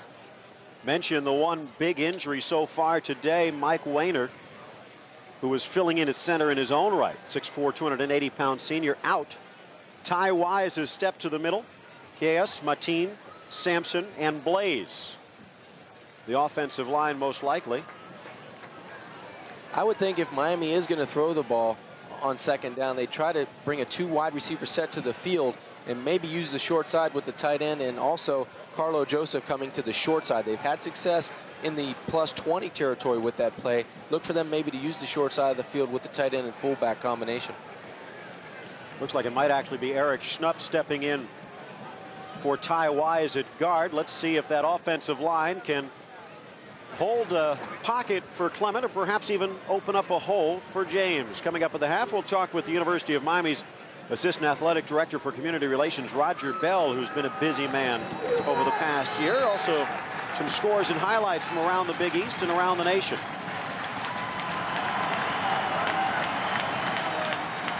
Big play right here. Offset backfield and in motion, top of the screen, it's Daryl Jones. Near side, Clement under pressure, he throws. It's caught by Wayne at the 10, knocked out at the 12. He'll be a yard shy of the 1st down, but what a gutsy call by Butch Davis. Yeah, nice job to the short side of the field. They take their wide receiver just going down on a curl route. They've got Edgerrin James going out in the flat. You see the linebacker 88 going outside. That opens up a clear passing lane. Did a good job, Ryan did, stepping up into the pocket. Now watch Reggie, he doesn't give up. He goes up the field trying to get a couple more yards. Still 3rd and short for the Canes. Chris Hovan getting his first penetration and Clement getting rid of it just in time. So Reggie Wayne making it a 3rd and 1. Handoff, James, 1st down, 20-yard line, fighting off a tackle by White and dragged out at the 28-yard line. The Canes might have just held on here for the 1st half. Nice job by number 5. You see there, Edgerrin James goes off right tackle, 3rd and short. Let's take a look at the line of scrimmage at the point of attack. Nice job by Curlin Blaze, number 79, really turning his man and hooking the end inside. That allows number 5, Edgerrin James, to go outside for the 1st down on 3rd down. Carlo Joseph also getting a good block here, opening the hole. Yeah, another great block. Wow, just a pancake on the outside by fullback Carlo Joseph. He's done that all day. This time, number 88, Adam Newman, he gets pancaked on the outside.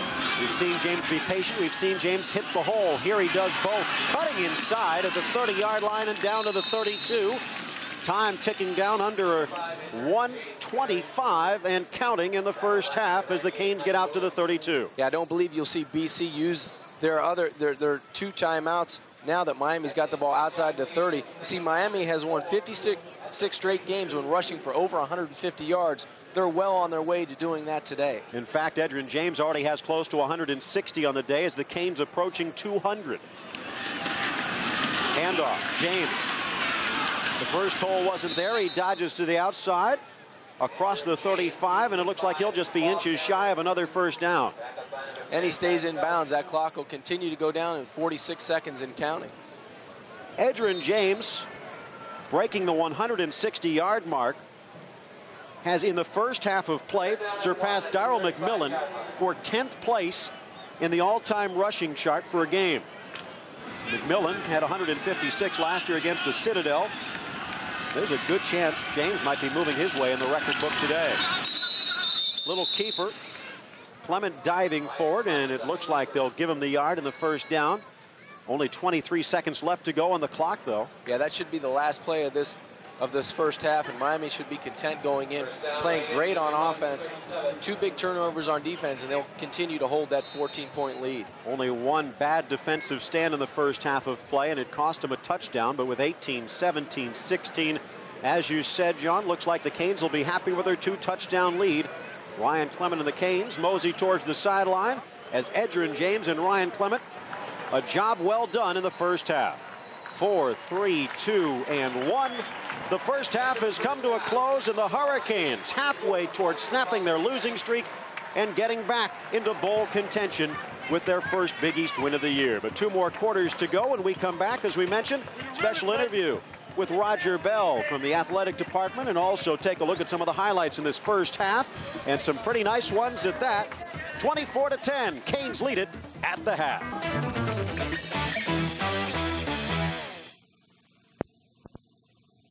Just total dominance. Only 5 penalties. They've done a good job trying to hold their patience on the offensive and defensive lines, but they've done a great job just dominating BC in the early going. And looking at the individual stats, Edgerrin James, 161 yards. He's already climbed into the top 10 on a day performance, and he has a very good chance of moving into the top 3.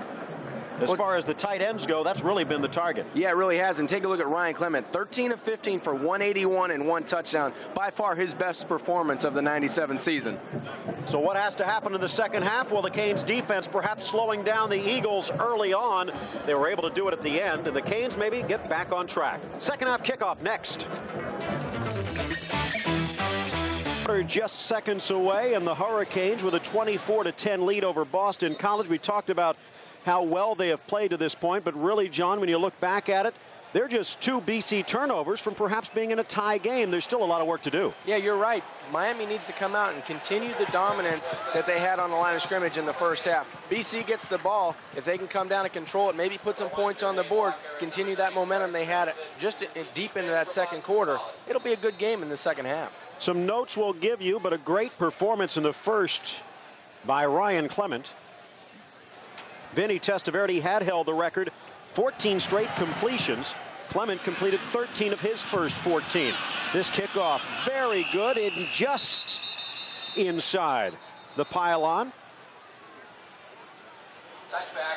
It'll be a touchback. Flags now come down. There's a little altercation going on, and looks like Boston College might have been able to draw a penalty. Yeah, you see D. Brown coming to the sidelines. We're trying to take a look. It was definitely after the play. Yeah, you never want to retaliate, and usually the second guy gets caught, and that time BC gets caught with a bad play to open up the second half. Mike Guazzo and Scott Dragos, 2 key members of the attack in the first half for Boston College, involved.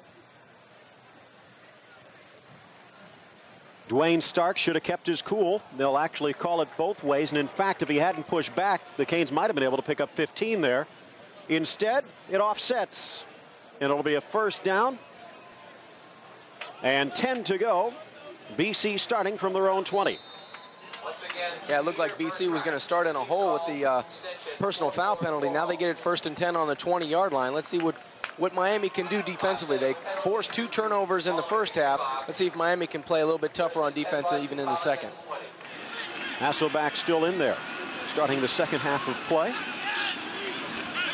In motion towards the top of the screen, tight end Todd Pollock. They'll fake that way, rolling near side, and Pollock cuts back against the grain, catches it at the 25, and knocked out of play at the 31-yard line. A little bit of trickery out of BC starting this second half. It was the exact same play they opened up the ball game with. They did a good job of play action fake, come out to the tight end, and it's just pitch and catch from there. Take a look at the left side of your screen. The tight end goes in motion, Pollock. He chips down and then sneaks out in the backfield. 59, Michael Smith had coverage. He got sucked in by the play fake, along with number 33, Jeff Popovich. They make the tackle for the Canes. Omari Walker back in there after missing the entire second quarter and showing no ill signs.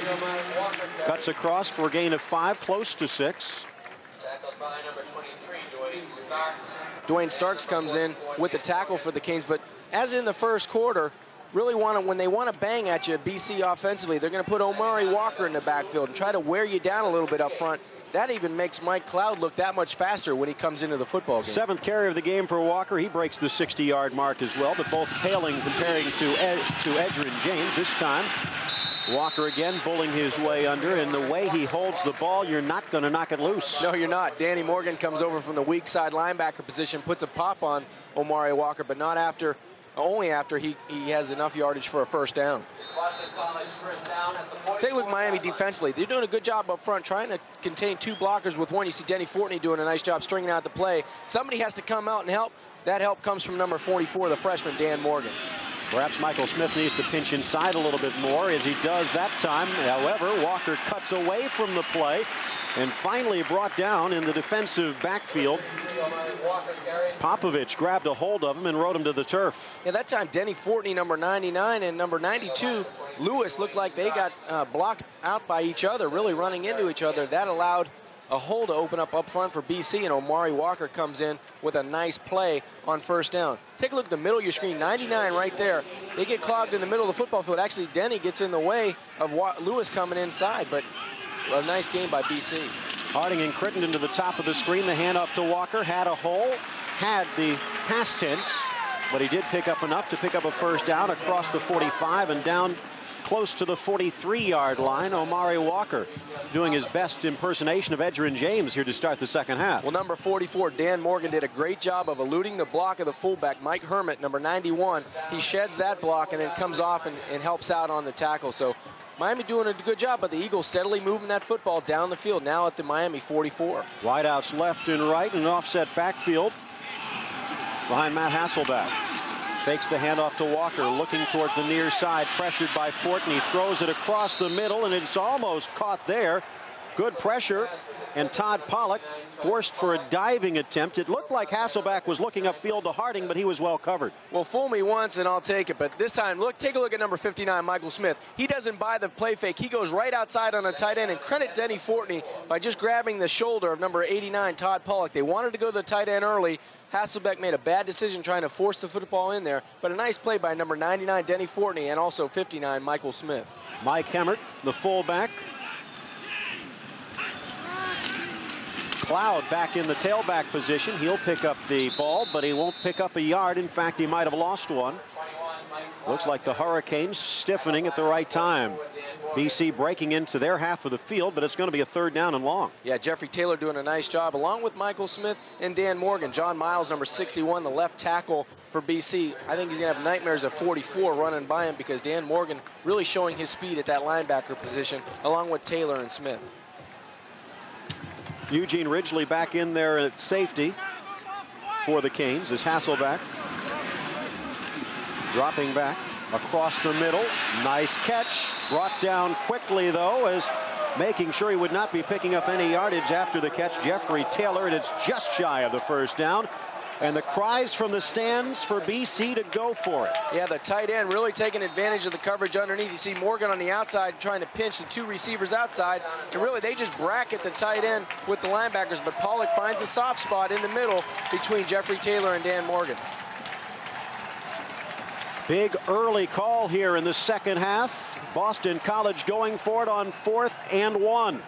Hasselbeck tried to dive the last time. Cloud in the backfield. He'll fake the handoff. Oh, he went thrown to the outside. He did have the chance for the touchdown as breaking free was number 83, Scott Dragos.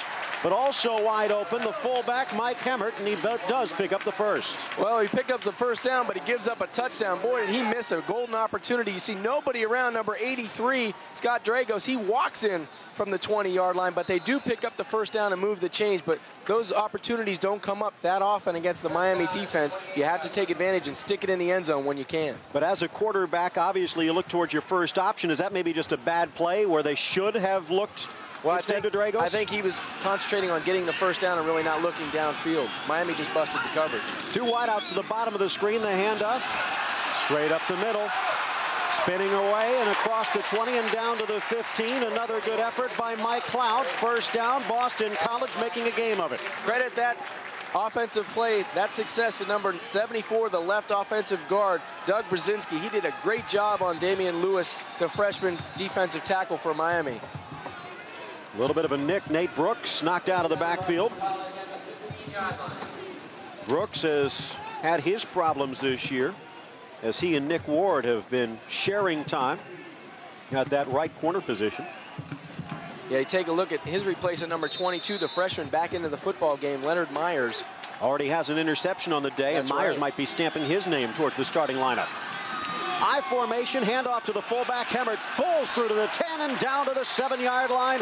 Finally brought down at the last moment. Looked like it might be Jeffrey Taylor involved on the tackle. Well, we talked about the success of Miami running the football. Eugene Ridgely finally in on the tackle for Miami, but now Boston College coming out and running the football down Miami's throat to open the second half. They're trying to do a good job of building on what they did late in the second quarter. Now they're bringing it out from the halftime. Still a few more plays and minutes to go if BC's to culminate this one. It's a second down and just over 2. The handoff, Cloud inside the 5 and down to the 3. Spins for the first down. It's first and goal. Just when you need that speed from the tailback position, out goes Omari Walker and in goes Mike Cloud. He hits the hole with a burst of speed, getting the ball inside the 5 to the 2-yard line. Take a look at it from ground level. You see Michael Smith getting kicked out by the tight end Tardio, and then it's all Mike Cloud, number 21, just going north and south, using his ability to get closer to that goal line. Dwayne Starks also helping, but now he steps to the sideline with Myers. Power formation offensively and defensively. Hemmert in the tailback position. He'll get it, tries to bull his way through. Second effort, reaches over. Touchdown, Boston College. Yeah, just power football by BC. You get the fullback, Mike Hemmert, number 91. Looks like the ball just crossed the plane of the goal line. I don't know if his body was in, but all that matters is that football crossing the goal line, and it's touchdown for Boston College. And those 2 first-half turnovers by BC loom even larger now. The Canes will hold on to a touchdown lead here. Just smash-mouth football up front from BC. Miami actually did a good job at the point of attack. They had a lot of white helmets hitting Herman in the backfield, but to no avail. He reaches the football over the goal line for the Eagle score. Michael Smith unable to wrap him up, and the extra point sails through the uprights. And John Matlich makes it a 7-point game. This was a game Miami threatened to run away with in the first half of play, but Hemmert busting his way through the UM defensive line, cuts it to a touchdown game. And the Boston College fans not quite leaping for joy yet, maybe getting a little bit of help.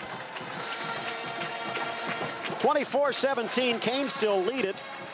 To tell you the truth, though, the way the last quarter plus has gone, they have to feel rather fortunate about that. They really do. I mean, 13 plays, 80 yards.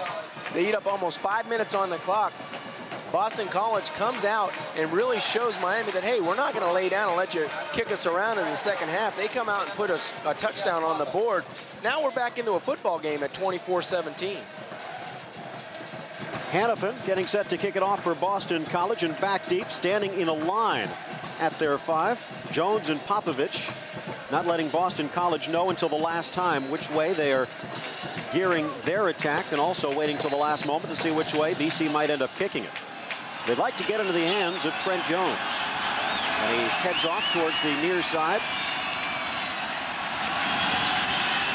Hannafin blasting it deep, and this one will almost reached the end zone. Jones grabs it, steps in, turns upfield. He's got a hold. Across the 10 to the 20 to the 30 and knocked out of bounds at the 24-yard line. His momentum might have carried him into the end zone. A gutsy call by Trent Jones, but he makes it pay. And the Canes will start out at their own 34-yard line, 1st and 10. Well, anytime Trent Jones gets his hands on the football in a special team situation, you got to be happy if you're a University of Miami fan. He has the ability to take it the distance. Did a nice job of coming out of the end zone. High formation behind Clement. It's Joseph and James. Reggie Wayne to the bottom of the screen in motion. Santana Moss at the top. Handoff. James cuts one tackle, dodges another at the 40, and finally dragged down at the 45-yard line. Good play there by Edgerrin James, and finally bringing him down, Pat Phelps. Well, that's a momentum buster right there on 1st down. Miami comes out and goes to their workhorse. He's getting the bulk of the load in the first half. He starts out in the second half with a big gain on 1st down. Edgerrin James is a power back where he can take you and go the distance. James getting close, in fact surpassing the 170-yard mark. I formation. In motion, top of the screen is Darryl Jones. Clement across the middle, hits Franks, the tight end, at the 43-yard line. Ryan Clement continues his solid play in the first half, here in the second. This is like shooting ducks for Ryan Clement. These guys are wide open, and he's taking advantage of the middle of the field. Watch your tight end. Frank's down the middle of the field, nobody around him, and Ryan does a great job of just threading, putting it in where nobody's there. Markel Blunt, number 90, really has the coverage in the middle of the field, way out of position, and Daniel Franks takes advantage of the situation. Have to keep him honest, and Edgerrin James getting the fake handoff. That drew Blunt up. Pressure, dumps it across, and it's almost picked off. Tried to go to James, curling away from the pressure, but Brooke Hield almost had that one gift wrap for him. Boy, he sure did. He had it number 59. You see Boston in a blitz. They come out and tried to dump the football off to James, but Ryan was under duress. Good pressure up front by Mike Willits, number 98. Ryan does the same play action fake as he did going to the tight end the play before, but just red jerseys all around. Boston College doing a nice job defensively with that defensive line, and you got to make that play if you're at linebacker. You don't get many chances to get hit right in the face. You see Chris Hovan also bursting through. They've been able to keep him in check for much of the game. Hovan dodges past James on that one as he cuts across the line of scrimmage, across the 40 and down to the 38. It'll be a 3rd down and about 5 after Edgerrin James picks up another chunk of yardage.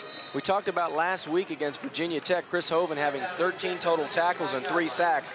That last play, he made Ty Wise really earn his pay up front. Edgerrin James, the last 4 games, 211 yards. This game, he's got 172. Just a great job of running the football. And credit that offensive line for giving him some holes to run through. High formation, Fulcher in motion towards the top of the screen. Clement faking the pitch, looking for Franks, lofts it up.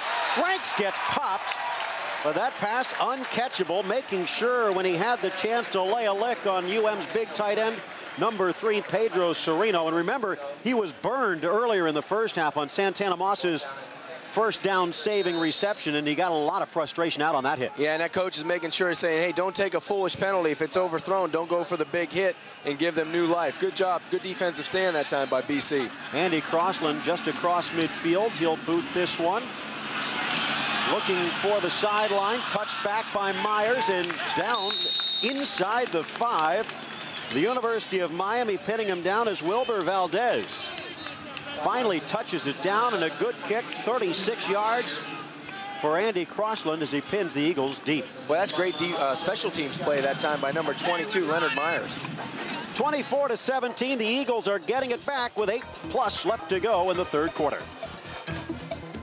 Who are you talking to, Phil? I'll take Jones on the right. Who you want to talk to? I'll take the touchdown guy. You got the touchdown guy. You got Reggie Wayne. And I guess Santana's left out. He's talking to nobody. He's fooling everybody. He's not talking to anybody. Look at these guys. I think they're all talking to each other. Yeah. Maybe they get those miles. You never know. Trade in their AT&T.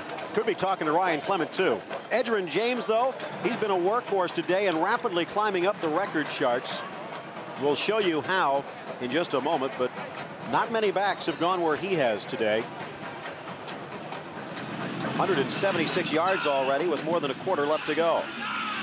Boston College pinned deep. Hasselbeck, handoff, back in there's Omari Walker, and man, he got out of the shadow in a hurry. Close to the 15-yard line. Good run by the senior back for Boston College. Talk about power and speed combined into one. You got Omari Walker. He's 5'10", 212 pounds, and he's a senior. He takes the Eagles outside the 15-yard line, doing a good job on first down. That offensive line creating a big hole. You see Chad Pegues getting turned outside, and no linebacker help there. Good job by Omari Walker, getting his shoulder square upfield, north and south. Big power back. Jeffrey Taylor had a chance to guess, and he guessed the wrong way, and that gave another 5 yards for Walker.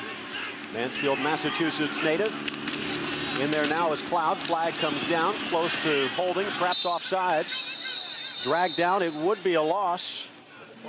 Good pressure by Taylor, who got even that time against Mike Cloud. Yeah, early flag coming from the Miami sidelines. Interesting to see. It's got to be on Boston College.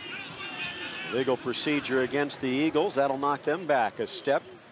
There is a flag on the play.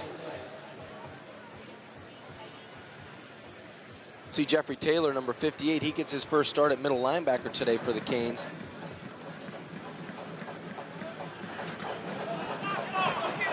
Illegal formation, offense, not enough men on the line of scrimmage. The penalty is declined, second down. So the Canes, who knocked Cloud back for a loss of 2, will stick with that, as they'll also force BC to give up a down. So second down and 12 rather than first and 15. Yeah, good play by the Miami defensive front. Some news from the sidelines. Mike Weiner, who started at center today, sprained right ankle. He is gone for the day.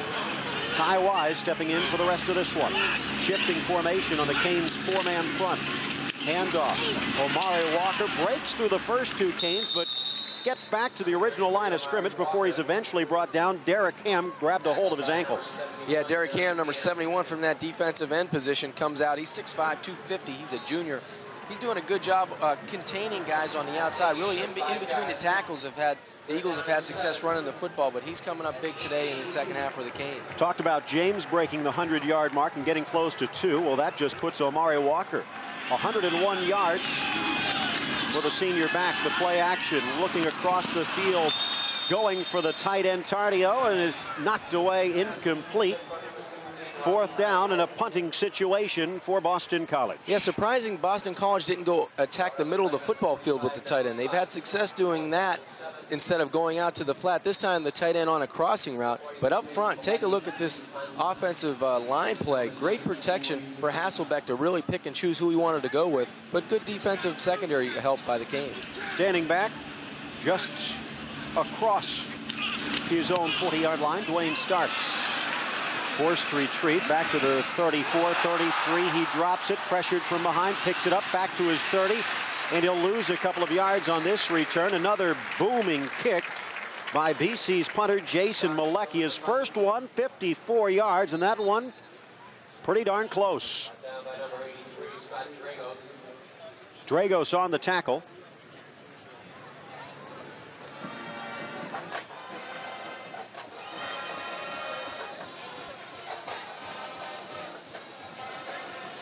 Phil, Miami really needs to come out now. It's their second possession of the third quarter. They need to come out and really control the football as they did on the first possession. Use the running attack. Edgerrin James has done a nice job in this football game. He's running at will. And that Miami offensive line now, Weiner, as you said, not coming back into the football game. So Ty Wise is going to have to play a big presence at that center position.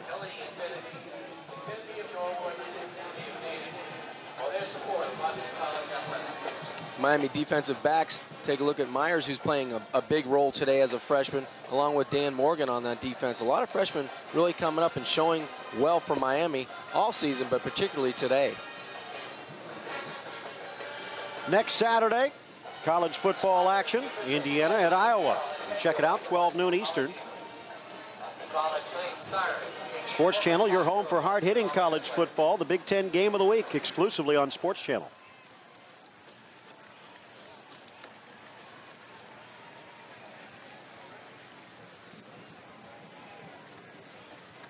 Edgerrin James, 176 yards so far today for the Canes. He's carried the ball 21 times. Puts him into some illustrious company. Stephen McGuire with his best career performance at 176 yards against FSU back in 1990. Of course, Lorenzo Roan still holds the all-time mark, close to 250 back in 1980 against East Carolina. But that's not out of the realm of possibility the way James has been running today. No, and it's going to be up to that offensive line to give him a couple creases in between the tackles and bust him into that BC secondary. First down and 10 for the Canes at their own 32-yard line. Moving from the right to the left, the handoff to James. Should have been stopped at the line of scrimmage, but he fights his way forward. He'll pick up a yard. Almost looks like BC's daring Miami to throw the football here in this second half, really committing a lot of people to the offensive line. So Edgerrin James tied for third with Woody Thompson all time. Thompson got his 180 yards, in fact, against Boston College back in 1973. Frank Smith got 182 against Chattanooga all the way back in 51. He's got a crease. James, chance to break across the 40 and down. Flags behind the play, close to a first down for Edgerrin James if it stands. I think they're going to bring this one back to a holding call. Number 75, Damon Neely, looked like he was upset getting off the BC turf, and that should come back.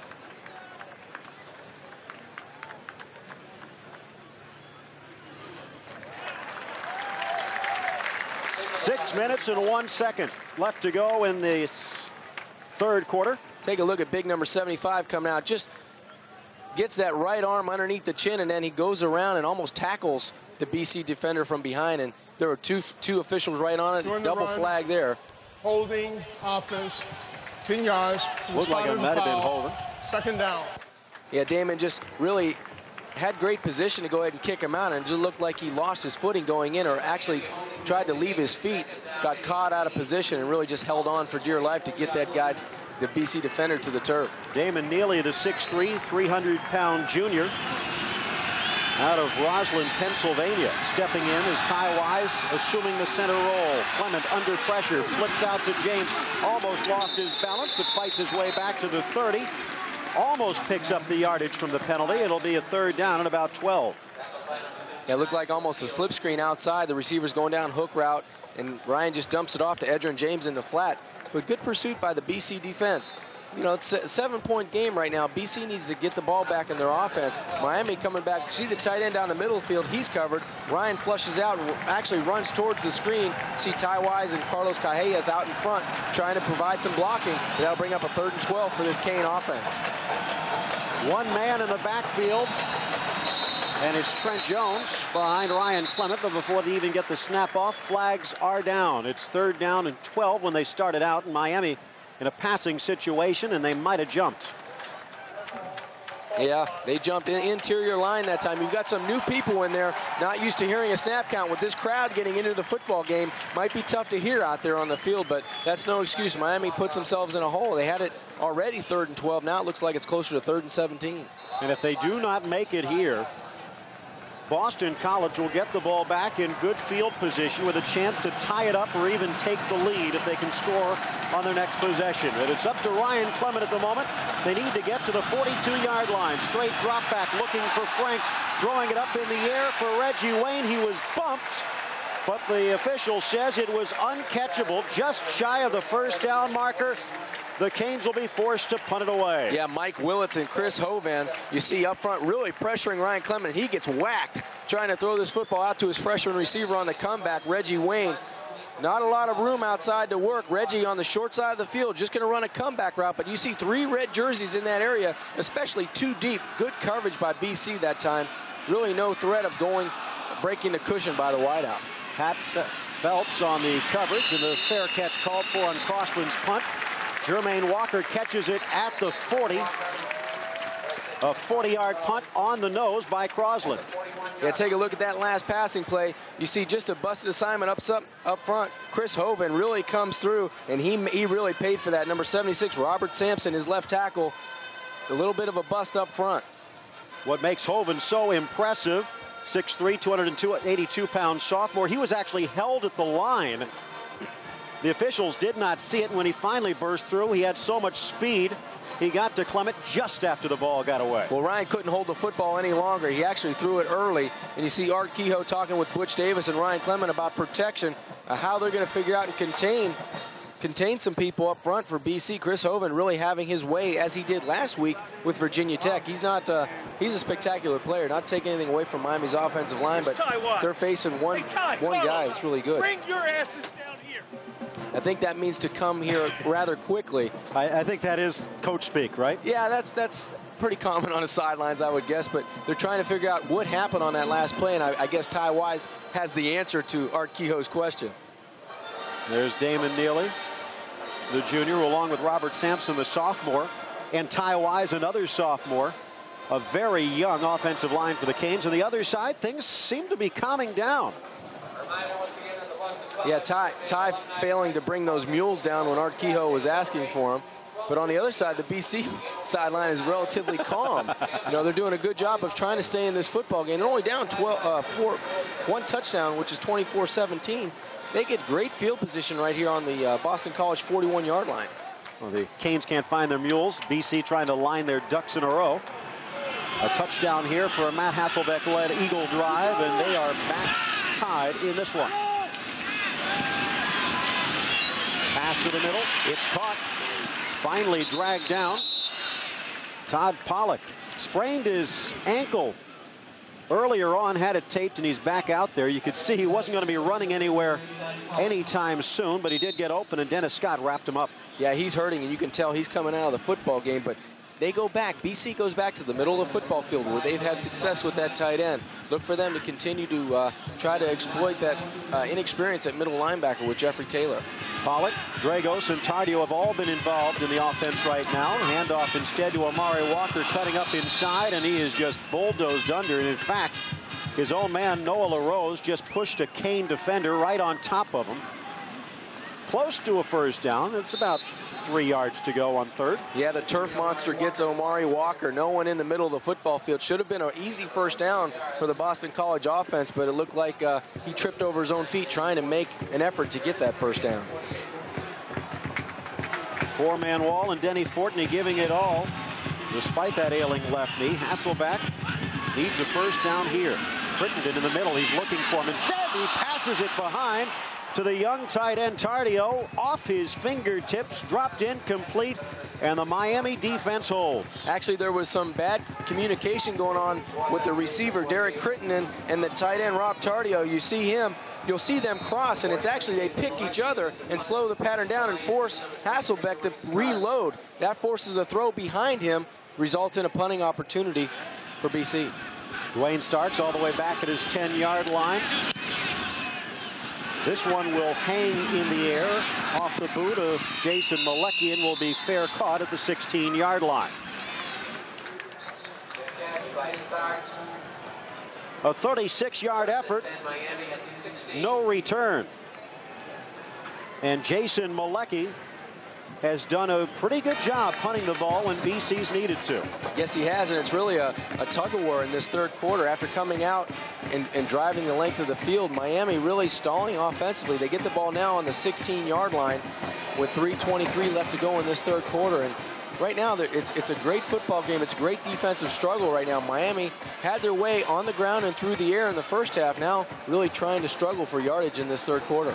3:23 left to go, and Ryan Clement searching for a play that might help the Canes get back into this one. And remember, he hit 13 of his first 14. Since then, it's been a different story, 2 of 9. Yeah, closing in on 200 yards with 1 touchdown. That to Reggie Wayne on a corner route in the first quarter. But Ryan's getting beat up the last couple of series out there. And the offensive line right now, it looks like they have Ty Wise in, still at center with Damon Neely at left guard and Robert Sampson at left tackle. We got Cajellas at right guard and Curlin Blaze at right tackle. So these guys, it's up to them, really. It always comes down to the offensive line. How successful you're going to be as an offense, and those 5 guys really need to pick it up in this third quarter. Curlin Blaze and Carlos Cajellas, the seniors, you'd expect the leadership to come from them, but really most of the offense has come towards this near side. Well, it's been kind of tough for the offensive line to really get together. They've had so many injuries and so many different people in at spots for them to gel. different guys are playing next to different people, not every game, but every play. Moss and Reggie Wayne, the two youngsters, split off towards the near side. Handoff. Edgerrin James dodges one tackle across the 20, holds his feet across the 30. He's got a chance. 40 to the midfield. One man can catch him, and he's finally knocked down to the 27-yard line. Shalom Tolfree made sure he was not going to get past him for the touchdown this time. Wow, he's incredible. That looked like a basic 4 or 5 yard run, and he takes it to almost the distance. Miami really does a great job of getting outside, and Edgerrin James keeping his balance and never giving up. Take a look. He gets the handoff deep in the backfield, follows number 75, Damon Neely, great kick-out block, then runs through an arm tackle. Now it's all speed. He has great ability to really straighten his shoulders up and go up the sideline. Reggie Wayne trying to pitch into a block. Tolfree knocks him out of bounds for BC, but Edgerrin James, huge gain. A 56-yard gain for James. He'll burst through and look for some short yardage this time, almost to the 25-yard line. They'll say he's to the 26. Edgerrin James with a 69-yard run for pay dirt on his second carry, and that one 56, up to 233. Now make it 234 yards on the game for James, the second best, in fact, now the first best performance in history is just 15 yards away. Take a look at the short side of the field here. Clement across the middle. They'll hit Moss at the 20-yard line, back to the 19. It's a pickup of 7. Nice job coming outside. I thought they were going to try to work that tight end fullback to the short side. They come out with a 2-receiver combination on the outside. Santana Moss running the out. You got Wayne on the up route. Nice job adjusting to the ball behind him. That wind's picked up, and it's almost coming from the BC sideline to the Miami sideline. That ball was really affected by the wind, but a nice catch anyway on the outside by Santana Moss. The clock nears 2 minutes left to go in the third. The Canes trying to regain some momentum. The long run from Edgerrin James has put him close to the 20. James with Joseph dodging in front of him. Pass near side. Wayne, the quick flick to the near side, and Wayne almost burst past the defender, Pedro Serino. You're right, Serino did a good job, but they come with a corner blitz. Ryan Clement sees it, doesn't even take a step back. One step, reloads and gets it out to his wide receiver. They tried to come on the short side blitz. Miami very alert, doing a nice job of picking up the blitz. He was really caught in no man's land. Number 10, Phelps, he wasn't close enough to really create pressure to Ryan Clement. Ryan did the smart thing as a senior quarterback. Handoff James, he got it at the 14. He'll fight his way to the 10. Pickup of 4 for James. Second down. They can get a first if they get to the 4. This is where Miami can really put this football game away coming in. You see Edgerrin James, 238 yards and 1 touchdown on 25 carries. He's going to be a tired young man, but he'll be happier if they can push it into the end zone. The best performance in UM history, Lorenzo Roan back in 1980 against East Carolina, 249 yards, and Edgerrin James has been the man today. Taking the handoff, flicking it out. Carlo Joseph at the 5, dives for the end zone. He's out at the 2. First and goal for the Canes. Carlo trying to get his 3rd touchdown of the season on a reception. Stretches the ball over, but he was out at the 2. Big play by Miami. They convert on second down. And what a great drive, all set up by Edgerrin James' long run. But take a look here. Off the play fake, Ryan sticks the football in there, takes it back, and he's wide open in the right flat. Tries to stick the ball in the end zone, but a good job of George White pushing him out of bounds for BC. First and goal on the 2. We were giving some flack to the Canes offensive line, but they have responded here on the first drive. Clement, James, touchdown Miami. Straight through the middle, he wasn't even touched. Miami on the board.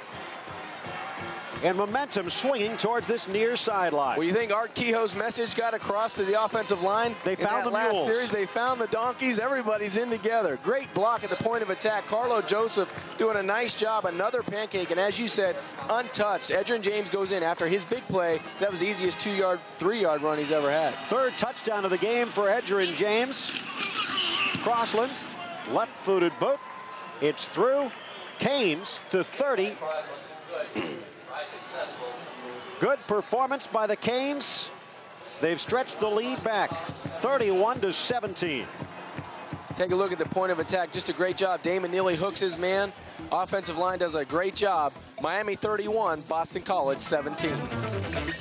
short kickoff by Guyton, and Boston College will end up with it at their own 25-yard line, grabbing it Frank Chamberlain, sophomore running back out of Mahwah, New Jersey. The University of Miami back on the scoreboard, and it did not take long. The big play, the 56-yard run from Edgerrin James as he's cracked the 240 mark with 3 touchdowns, one of the best performances by a Cane running back in history. Hasselback, handoff, Cloud fakes it, smothered under, behind the play at the 15-yard line. Great rush up the middle by Derek Ham. Well, that's the first time they've tried Derek Ham on that play fake. Usually they were running it to Denny Fortney's side. He figured it out, so they figured, let's go to the other side, see if Derek Ham can do it. He doesn't bite on the fake. Right side of your screen, you see, he takes an inside rush and then keeps leverage. He doesn't let the quarterback get outside. That was key. Great job by Derek Ham. The Canes back up to a 2-touchdown lead. Split backs, Hasselback sandwiched between them. Takes the handoff. Instead, he does give it off to Cloud. Dodges one tackle from Starks across the 30-yard line. Finally brought down. Dan Morgan wrapped him up, but he does pick up a bulk of the yardage that was lost in the sack. Jeff Popovich was in great position to make that play. I think he just overran Mike Cloud, and Mike Cloud showing his speed. As you said, Dan Morgan on the tackle, but a big play on second down, get some of that yardage back. The clock has struck 0. The third quarter has come to a close, and the Canes close it on a positive note. 31-17, Hurricanes lead it. Dan Morgan made sure Cloud would not change the scoreboard on that run. Another 15 minutes to go. The Canes looking for victory. 17, Canes lead it. James with a couple of touchdown runs in the early going, sandwiched around Matich's field goal, and Reggie Wayne with a 19-yard touchdown pass from Ryan Clement. Take a look at the stats through 3 quarters. Canes continuing to pound it through the ground and through the air, having some success as well. Crosland had a field goal in the second. Scott Dragos finally got a touchdown on the board for BC to close out the first half. Then Mike Hemmert bowled his way through from short yardage, cutting the Canes lead to 7. The long run from Edgerrin James setting up the shorter one of 2 yards away, and that's where we stand right now as Edgerrin James rapidly writing his name in the record book again. Things looking good, and that's that 4 fingers in the air right now. After taking a look at that stat, you think we would go out on a limb, say Miami has a good shot of winning this football game? Was it the 150 yards performances, the 200-yard performances, the fourth quarter leads? The same point, remember, the last time BC actually beat Miami was similar numbers back here when Doug Flutie found Gerard Phelan. 9 yards away for Edgerrin James to put his name at the top of the record book. Right now, Boston College will have it. Hasselback with Cloud to his left. Looking deep, left side, actually throws underneath the Cloud, and he might have had a chance to pick up Mike Guazo. Guazo was open at midfield. Instead, he threw it underneath. Yeah, it took a little bit of patience by Hasselbeck, the senior quarterback. I like Mike Cloud. I tell you what, get the ball in his hands. He looks like he can break a game wide open. He's got great speed. He's got good hands for a tailback, and I like him in this situation. Cloud 13 carries for 90 yards. First reception of the day. This time they'll go back to the old-fashioned way as he dives across the 40 to the 42-yard line. He is approaching the 100-yard mark. Yeah, it almost pales in comparison. You know, you get 100 yards and it's not good enough because Edgerrin James really lighting up the scoreboard, running from goal line to goal line for Miami. But he's a solid back, and like I said, he's one of the top runners in the Big East Conference. He's only a junior, and he's doing a good job catching the football. Came into this game with 6 catches for 100 yards and came into the game just under 500 yards rushing. Handoff Cloud. Nice cut at the 45 across midfield and down to the Canes 45. First down and 10 for Boston College's Cloud breaks the century mark. He is playing very well today. Boy, what great explosiveness. You see Mike Cloud coming in, supposed to go off right tackle. Great vision. He cuts it back. Then that move right there, he idles it down, and then he's got that quick next step and gets him into the Miami secondary. The ball's on the Miami 45-yard line. Good look at Mike Cloud. 5'11" junior from Portsmouth, Rhode Island. Gets the handoff across the 40, close to first down yardage again. He's ripping him off 9 and 10 yards at a time. Andy Mitchum, a great block, and Dan Morgan finally dragged him down. Yeah, it's pretty easy to hide behind a 6'4", 277 right guard. Andy Mitchum, number 60, you see him pulling outside, does a nice job of just kicking out on Michael Smith, number 59. Dan Morgan, another tackle from the one side of the football field to the other. This young man from Miami can run sideline to sideline. Second down and short. Offset formation behind. Instead, they'll hand it to Cloud. He cuts back against the grain, and what a hole. To the 20, to the 10. A block from Hasselbeck, and Cloud into the end zone for a touchdown. Popovich got nailed by the BC quarterback, and Cloud untouched into the end zone. Yeah, Miami got caught that time a little bit over pursuing. They had Cloud contained on the right sideline, but great vision again and acceleration back to the Miami sideline. Cloud goes in for the BC score. Another look at it. You see he's going off right tackle. Really gets bumped into his own man, and now that enables him to cut back. Take a look at the jerseys behind, trailing at least 6 or 7 jerseys. They were in great position on the sidelines, but they over pursued. Now take a look at your quarterback. Hasselbeck does a nice job of just trying to get in his way. I don't know if he actually made contact, but it was a good job of coming off of him like he didn't. The extra point is good by Matic, and we're back into a ball game here. 31-24, Boston College. Punch for punch, holding their own for the Canes. They won't go away, Phil. This is a great game. Great effort by Mike Cloud on that 42-yard touchdown run. So the Canes back to a 7-point lead. Mike Cloud stepping in for Omari Walker, who has 100 yards of his own, but just doesn't seem to be sharp today. Cloud and James, razor sharp. 31-24, back with more after this on Sports Channel Florida.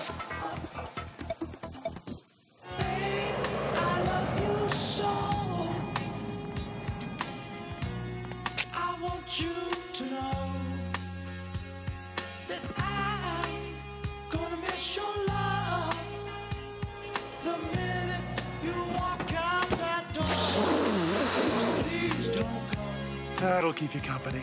Don't go away. Please don't. All right, come on. What job did you get? Administrative assistant. You're a secretary. No. Assistant executive vice president. Right. You're his secretary. No. So, what do you do all day? Type file, type calls. Calls? Secretary stuff. I am not a secretary. Grab me a beer. Get it yourself. There's a good look at Omari Walker. And filling in for Walker today in the role of running back. That's right. Number 21, Mike Cloud. And combined, think about this. They have 100 yards and 156 yards. So what, 259 yards combined actually between those two? Not bad. They're actually keeping up with Edgerrin James. Yeah, you're right. And that's pretty good math on your part, too. I didn't even see you go to the calculator. Well, you know, I learned to count with my socks on. That helps. Another fair catch. The short kickoff today. No real excitement for Trent Jones for much of the day, but the Canes will start out at the 24. And again, they are faced, because of BC's successful drive, with trying to do something themselves. That's right. They got 13-11 left to go in this football game, and they're going to ask Edgerrin James and Ryan Clement and that offensive line to provide them with a long drive, maybe eat some time off this clock. Just a field goal now. They're in a position where they don't need a touchdown. They need to put this game out of reach. You need 2 scores for BC to win. Here's a chance for Clement, who remains in there into the 4th. The handoff to Edgerrin James across the 25 and close to the 30. He picked up just under 5 yards, and it'll be second down with 5 to go. That's going to be a tired young man going back on that plane tonight, but he's going to earn every bit of rest, because he's doing a great job ripping off tackles left and right, but doing a good job closer to the short side of the field. That's where he's been most effective. Again, keep an eye on Chris Hovan. He, along with Mike Willits, have been spending a lot of time on the Canes backfield today. Offset formation in the backfield, faking the handoff to Joseph, hands to James, breaks through the tackle of Brooke Heald and actually fights his way close to first down yardage. The whistle finally blows. They'll mark him down at the 33. Yeah, that time it looked like Edgerrin James really didn't have a lot of running room in the backfield. A nice job of penetration by the defensive front of BC. Actually, it looked like Damon Neely was trying to come around and pull outside, and it looked like Edgerrin decided to cut it up inside. The timing was messed up a little bit in the backfield on that counter play. The 6'1", 220-pound sophomore from Immokalee, Florida, is writing his name in the record book today. That carry put him into the best single game performance by a Canes running back, and he has 3 touchdowns to his name to boot. Keeping it himself, Clement, he'll get across the 35 and a first down for the Canes.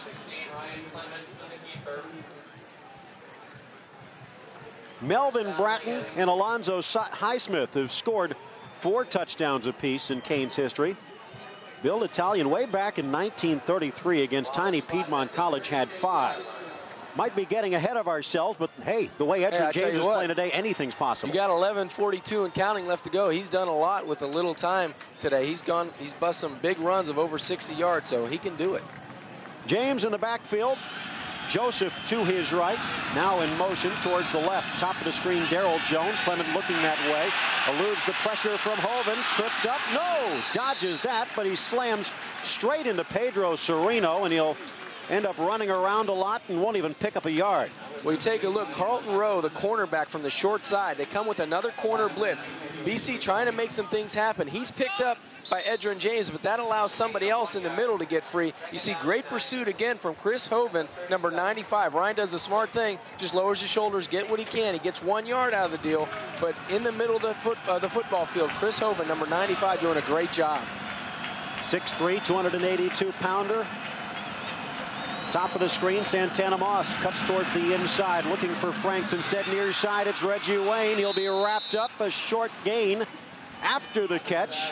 But he does get across the 45 and very close to a first down. Looks like he might be inches shy. Yeah, Reggie has to be careful. He takes that ball and tucks it away after the catch. They've been successful on this curl route all day. Ryan just steps up, hits his 5th step, and throws.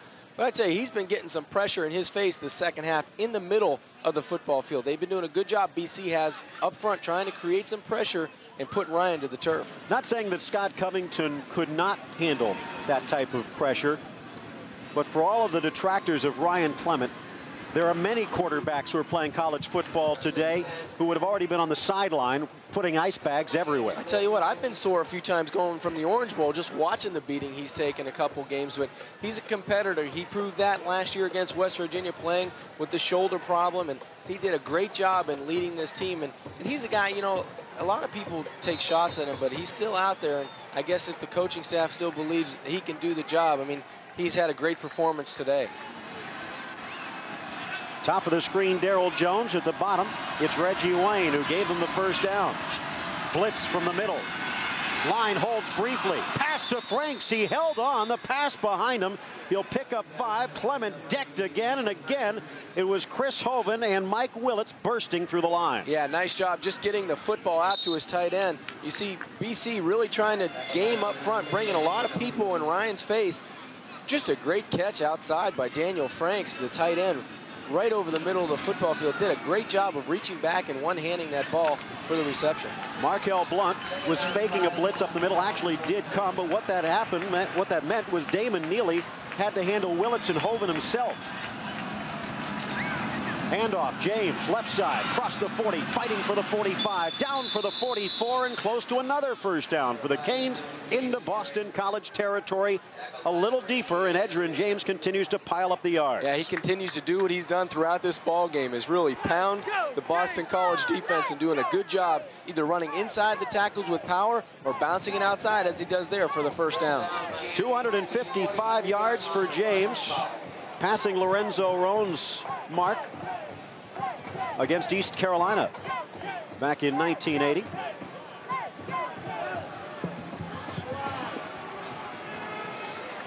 Moss and Reggie Wayne to the bottom of the screen. Clement, handoff. quick feet for Edgerrin James, but he'll be forced to the outside. A flag down in the middle, and it's holding again, and it might have been Damon Neely. Yeah, it looked like Damon Neely tackled Chris Hoven in the middle of that football field, but no one's been able to handle him. I don't care if it's Ty Wise or Wayner when he was in. Take a look at 95, just bull rush right up the front, and then he gets pulled down, and the umpire right there, right on it. You see him going after his back pocket, and Edgerrin keeps chugging outside for some positive yardage, but that'll be a holding call. During the run, holding offense. 10 yards, assessed at the spot of the foul, still first down. Mark this one back at the 45, so it's a loss of 12. But really, Miami's doing a good job of taking some time off of that clock. It's down to 9 minutes and 10 seconds and counting. They have to continue to move the chains on this drive, but they're doing a good job on the clock as well as that BC defense. So Ryan Clement does have the first down, but he is facing another difficult situation here against a BC defense which is pressuring him all day. Throw near side, deflected, intended for Carlo Joseph. George White cutting to the inside to cover Joseph. Otherwise, he might have had a chance for a pick. I thought I heard a whistle. It looked like Ryan almost started and then stopped again on that play. No whistle, no flag. It brings up a 2nd and long for the Hurricanes. Might have been Krause sticking a mid up to get that one. And the penalties have hurt Miami. Boston College, remember, early on in the first quarter had their share, which helped the Canes get off to the quick start. That's but right. Since then,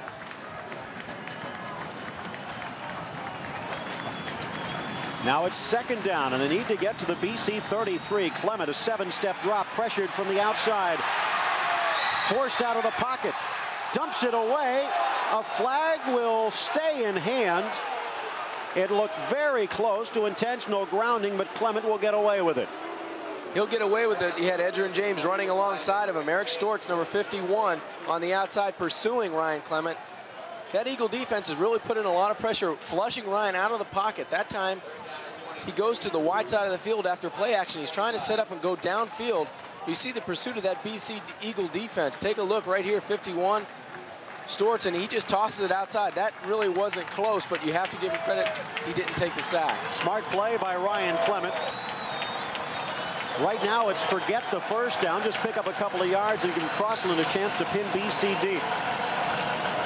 3rd down, 19 to go. Clement dumps it across the middle to Trent Jones. Cuts away from one tackle. Down at the 50-yard line. It ends up being a pickup of 6, well shy of the first down. Now it's up to Andy Crossland to give the Canes some breathing room. You're right, Andy needs to come up big right here. The wind actually has shifted, so he has the wind. They can pin him inside the 10-yard line, make BC go 90 yards to tie this game. 8 minutes and 17 seconds left to go in the football game. Jermaine Walker averaging close to 20 yards a return so far this season, and he actually ripped one off earlier for close to 30. This one sailing towards the 10. Walker will grab it with a fair catch at the 8-yard line.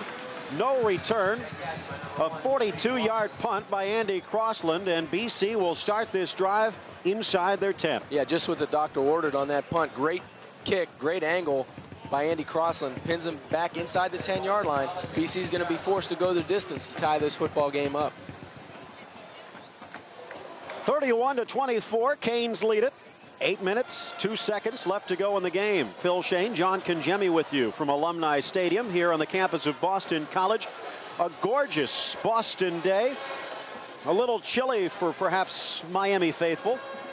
Yeah, a little bit. It's the wind's blowing a little bit, and it's getting deep into the fourth quarter. You take a look at the schedule for Boston College. They have to play Notre Dame, Pittsburgh, and Army, and those are, you know, Notre Dame has come back and beat Pittsburgh last week. Pittsburgh, an improving team, and Syracuse looks like they're on their way to turning it around. They've been a hit-or-miss team. They've been real good or real bad this season. If Boston College can fight their way back to victory here today as the wind continues to blow over the stadium, they close out at Army, or against Army, and Army has had their problems taking on Rutgers today. Considering how bad the Scarlet Knights are, they have a chance for victory against the Cadets. So Boston College realizes this chance here today against Miami, and really just being within 7 midway in the fourth quarter has got to be somewhat of a moral victory at that particular point, the way things have gone of late. But if they can come back with a win here today, their bowl hopes are not over either. Yeah, you take a look at Butch Davis on the sidelines. He knows how important this victory is to this Miami team. they have to finish with 5 straight victories, not including Arkansas State, because that won't count against the Bowls. So they need to win all of their Big East games, the remaining Big East games, starting with this one right here. Now, they're in a dogfight right now with 8:02 left to go in this fourth quarter, only up by a touchdown. It's up to that defense to go 3 and out and get that ball back to the Miami offense. Very key point, and while many people might shudder at the thought of Miami in the Independence Bowl, it's still going to be better than nothing, and with that 1 AA victory, they do need to sweep the slate clean to get the minimum 6. Hasselbeck coming out under center, and he's actually screaming near side, blowing some warm air into his fingertips as well, trying to get the feeling back. Omari Walker back in the backfield. In motion from the top of the screen is Jermaine Walker. The handoff to Omari Walker across the 10, close to the 11, a pickup of 3.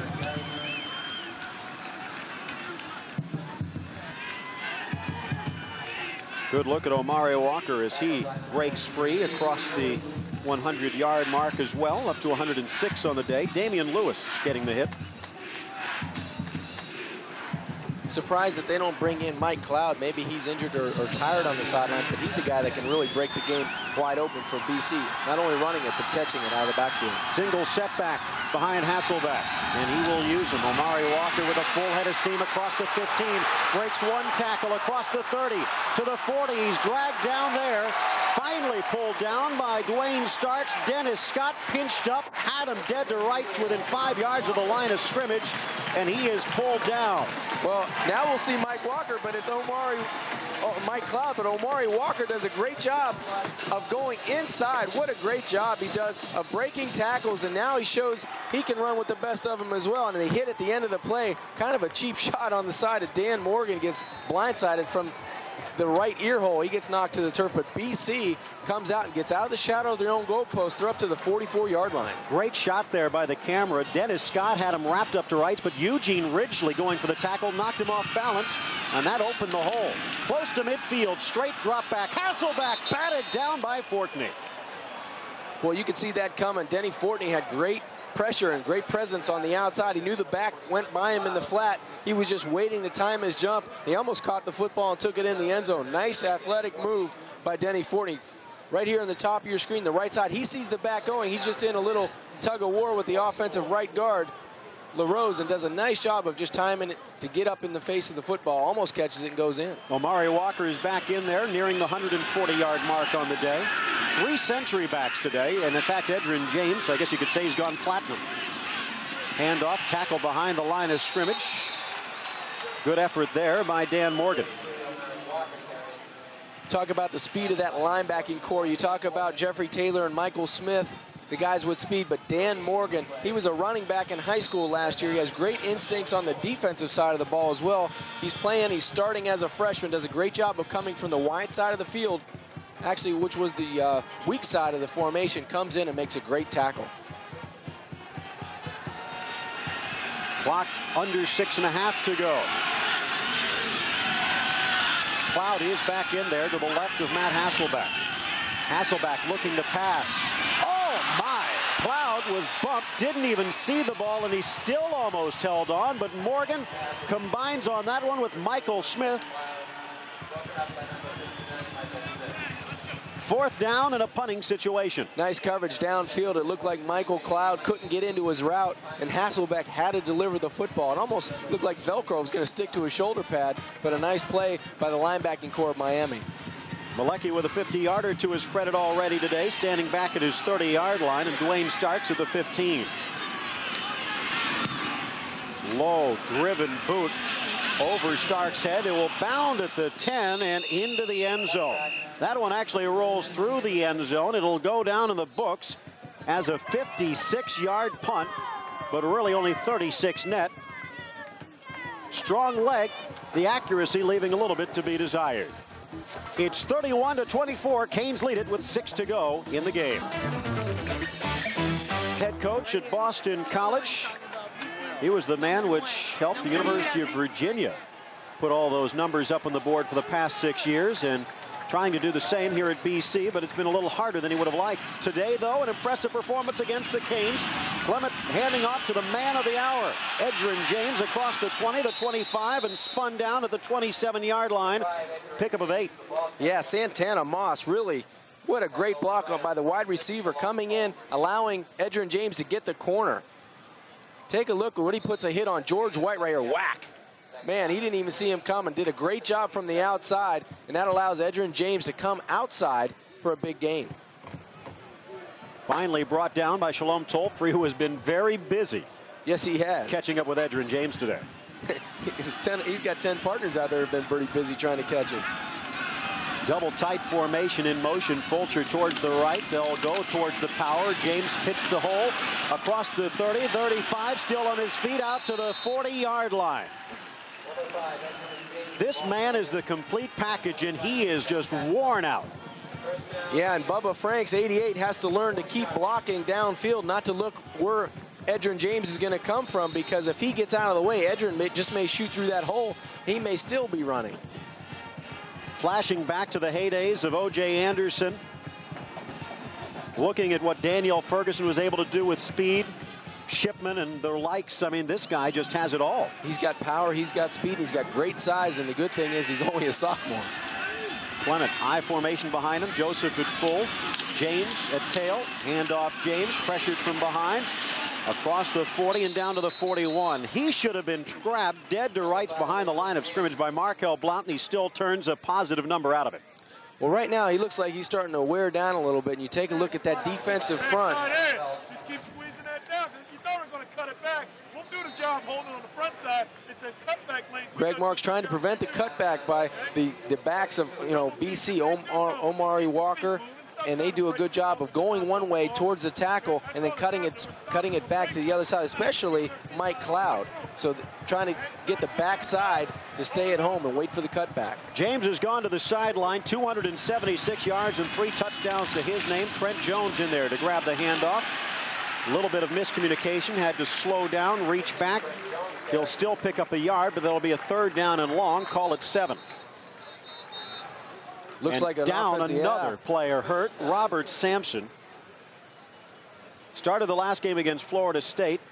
Out there today, and he has been playing very well for a sophomore. And they can ill afford to lose another body on that offensive line. It looks like he's coming out of the ball game walking off the field. He's limping pretty good on his left side, but still, at least he's walking off the field. It looks like number 74, Mateen, will be back into the ball game at left tackle. Yaqub Abdul Mateen, 6'4", 314-pounder out of Brandywine, Maryland. Senior actually had that starting job at the beginning of the season, but perhaps some poor performances coupled with the improvement of sophomore Sampson put him to the sideline. But Sampson's hair cut at the moment, so Mateen is out there. In motion towards the left, Carlo Joseph. Picked off! Boston College forces the turnover as Brooke Heald grabs it, and he's down to the 33. The Eagles with a chance to get back into the lead with 3:28 to go. Wow, just when you don't want a turnover, they force the football down the field. And it's a bad time for a turnover. As I said, take a look at 59, Brooke Heald, the linebacker. We got him taking a look, trying to bump the tight end, Bubba Frank. He's staring at the quarterback the whole time. He should have been gift wrapped. It was right at his numbers. All he had to do was put his hands up. And a good job by Miami. Neely with the tackle, but great field position for BC. They've got the football on the Miami 33-yard line. Credit the pressure again by the defensive front. Mike Willits, number 98, trying to force Ryan into a turnover, and he did his job. Chamberlain in at fullback. Hasselbeck will hand it off. And Omari Walker across the 30 and down to the 27-yard line, pickup of 5. This is perhaps the one danger that the University of Miami is facing today. Edgerrin James starting to wear out late in the game, and because Tom O'Brien's been able to keep Omari Walker and Mike Cloud out there, they're still fresh. Yeah, it looks like they're still fresh, and they're alternating. They're actually both in the backfield at the same time right now for BC. Walker at full. Cloud dropping out to the near side. Matt Hasselbeck looking up the middle. He had a tight end open. Instead, he hits Walker in the flat. It'll be a short pickup of about 3 or 4 yards. It'll be shy of the 1st down and 3rd down. But if he had been looking upfield, he ended up having wide open up the middle Todd Pollock. Yeah, you're right. And Dan Morgan, the freshman linebacker, puts the hammer on Omari Walker. That's the one improvement I've seen with Dan Morgan from week to week.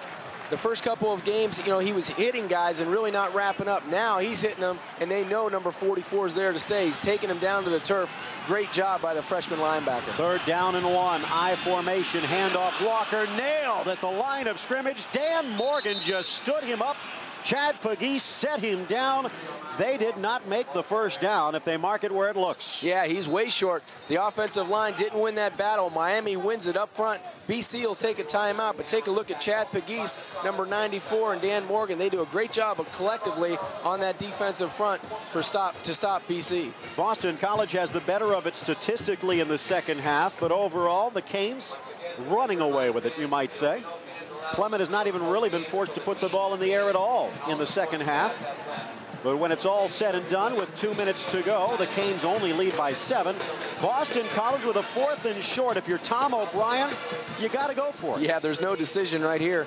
You got to go for it and get the first down. You can't kick a field goal. There's 1:58 left to go in this football game. They need 1 yard, and it's going to be the toughest yard they've had to achieve all day. Where do you go? Remember the drive earlier this half where Mike Hemmert eventually culminated with a 2-yard drive. They faked the handoff. Hemmert rolls out to the flat. He goes to him with the first down, but actually it looked like Scott Dragos was able to break free up the middle. Could have been a score then. Yeah, they went to the short side. They worked the tight end and the back into the flat. And, you know, they just missed a golden opportunity of getting a score. They got the first down, but they needed that touchdown. That would make the score 31-31. So if they're going to throw the football, look for the short side. Butch Davis looks on. Edgerrin James has helped give him the lead, but now it's up to the Miami defense to hold it.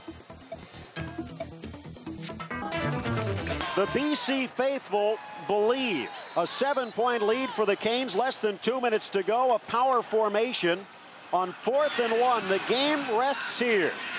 Hasselback with Walker behind him. Fakes the handoff. Looking to the flat. He has his tight end pulled down inside the 20.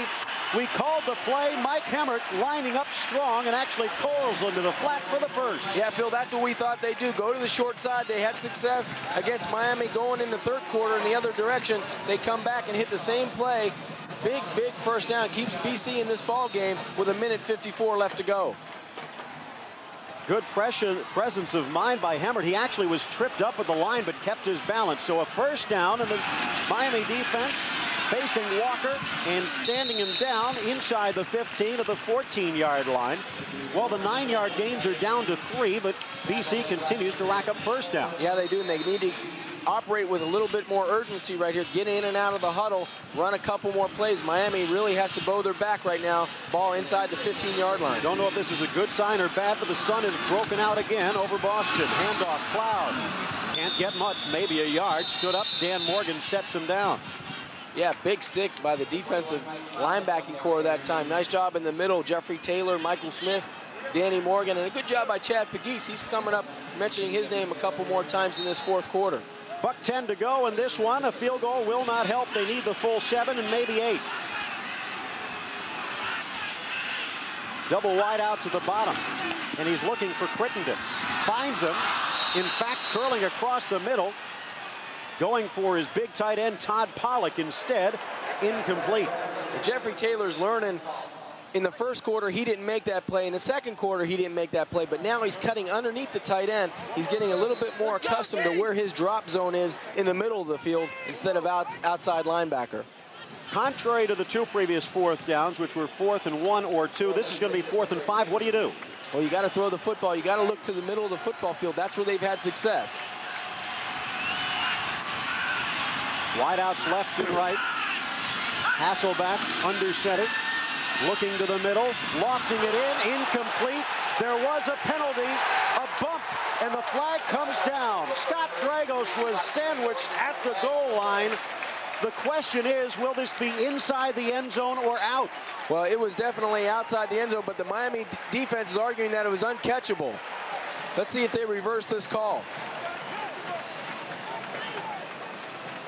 Clearly it was over his head, but there was a collision right by the goal line. Right here you see the tight end coming over the middle. Number 25, Dennis Scott, trying to trying to make a collision and trying to time it up with Scott Dragos. Defense, by rule, the ball will be placed at the 2-yard line, first and goal.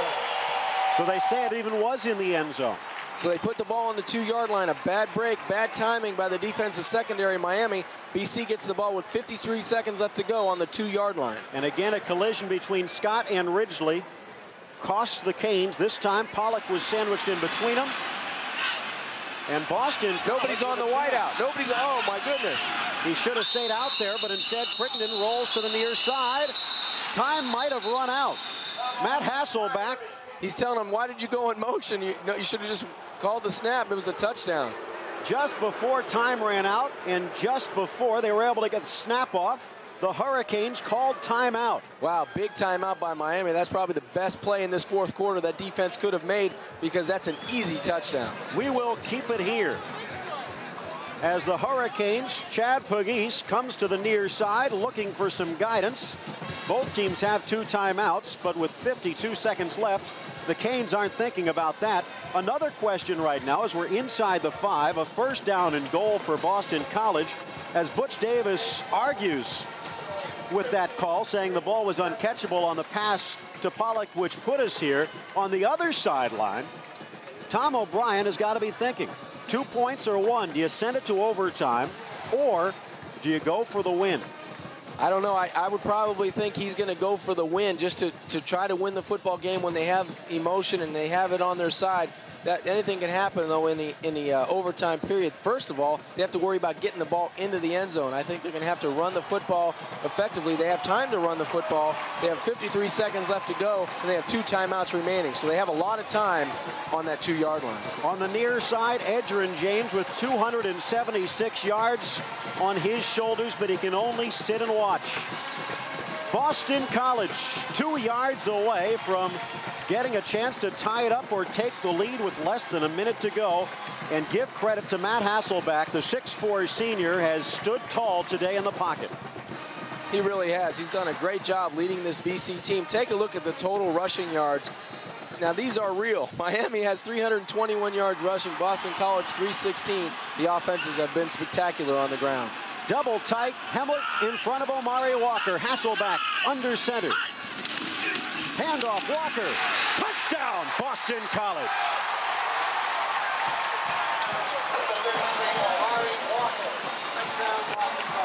Yeah, nice job by Omari Walker punching it in from the 2-yard line.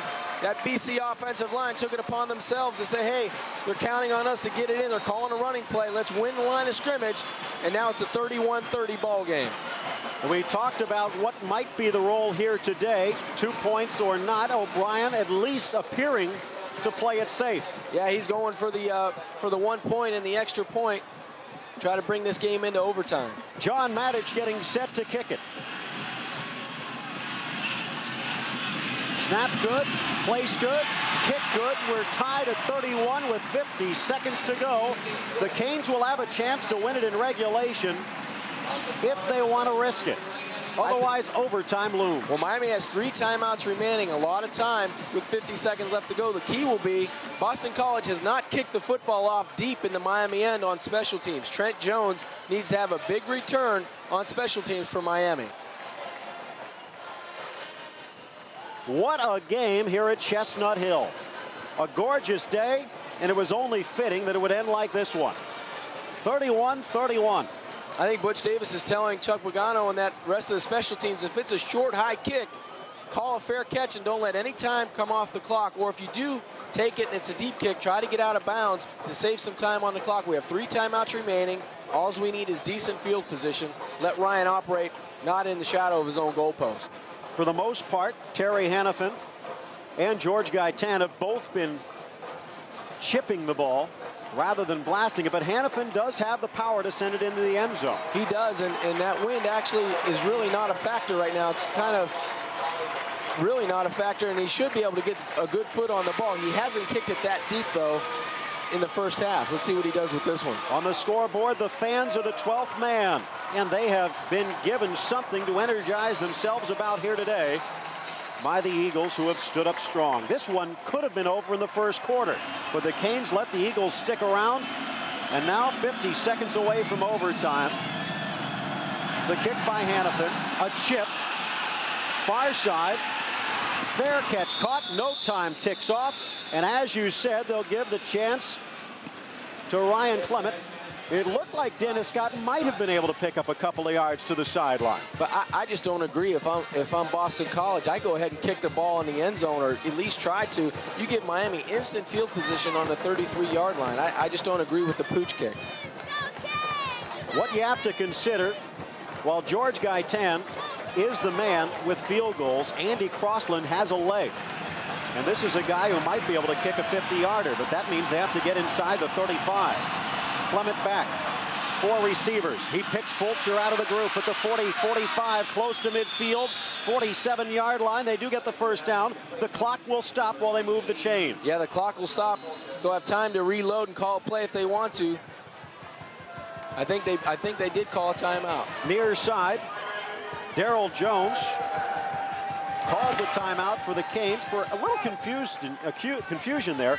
And a little surprising, too, because the clock was going to stop on the first down anyway. And there's the 50-yard long for Crossland.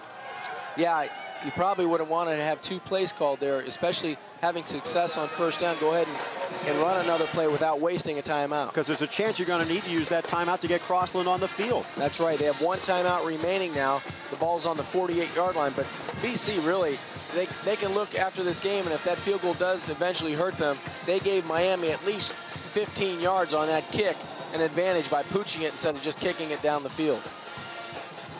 19 yards away from giving Crossland a chance to match his career high. That could be 1 pass to the tight end across the middle. Most likely Edgerrin James's day is done. Trent Jones is in the backfield, a little bit quicker out of the backfield. Yeah, it looked like Edgerrin had hurt his shoulder as well coming off the sidelines. I saw Dr. John Uribe taking a look, and he was pointing to his shoulder, so that might be the day for Edgerrin, but what a day he had. Crossland working out on the near side, has the left foot warm.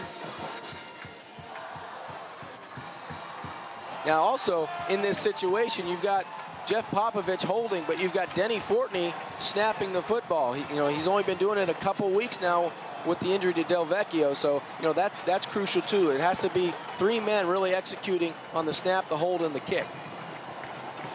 Canes did successfully kick their only field goal of the day so far, but nowhere near as much pressure as there would be if the Canes get a chance. 42 seconds left to go in the 4th. Canes at the 48. 1st and 10. The thunder raining down from the stands at Alumni Stadium. Flag comes down. Boston College was giving Miami some openings on this near side if they could have gotten them, but the clock will not even stop. Yeah, it looked like Freeman Brown, number 78, in at right tackle, moving in his set position.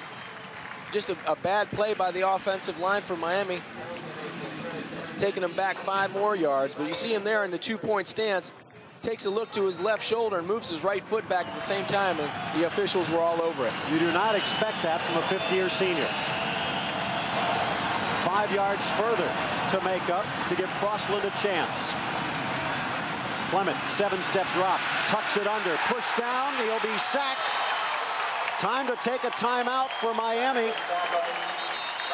No one has signaled. Finally, Jones runs over to the line judge. 31 seconds, but it took about 5 seconds to get that timeout. Yeah, but there goes your timeout after the first down. Miami has no timeouts remaining now. They could have not wasted the one when they would have got the time to stop the clock anyway with the movement of the chains on the first down. So the one thing you don't want to really give up in that situation is a sack. You almost got to throw that football away. Are we at the point right now, 2nd down, 15, 16 to go for the Canes to get first down? Boston College might think about using their timeouts? Depending on what happens on this play, but I don't know. We'll have to see what happens here. If I'm Miami, I've got to take the football and go downfield. I can't afford to hit the tight end now for 10 yards or 8 yards over the middle. I've got to take the football down the football field and at least get a first down so you get the clock stopped with the movement of the chains. Good look at Ryan Clement. And there's Andy Crossland, who might not even get a chance to play hero today, or at least it might be delayed until overtime.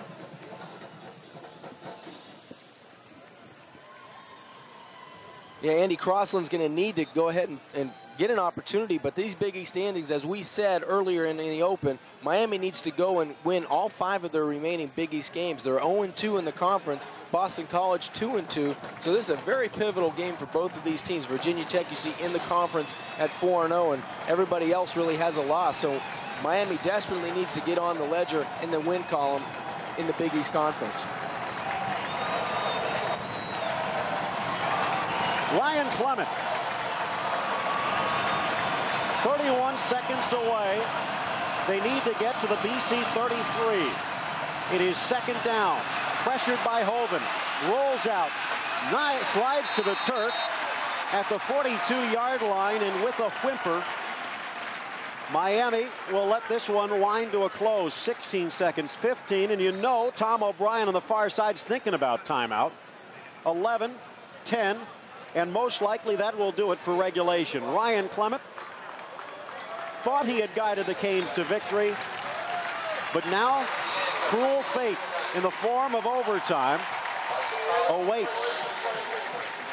Miami has never played in an overtime game, and what a way it would be to lose your 5th straight. The pressure is on. Especially when you're in total control of the football game.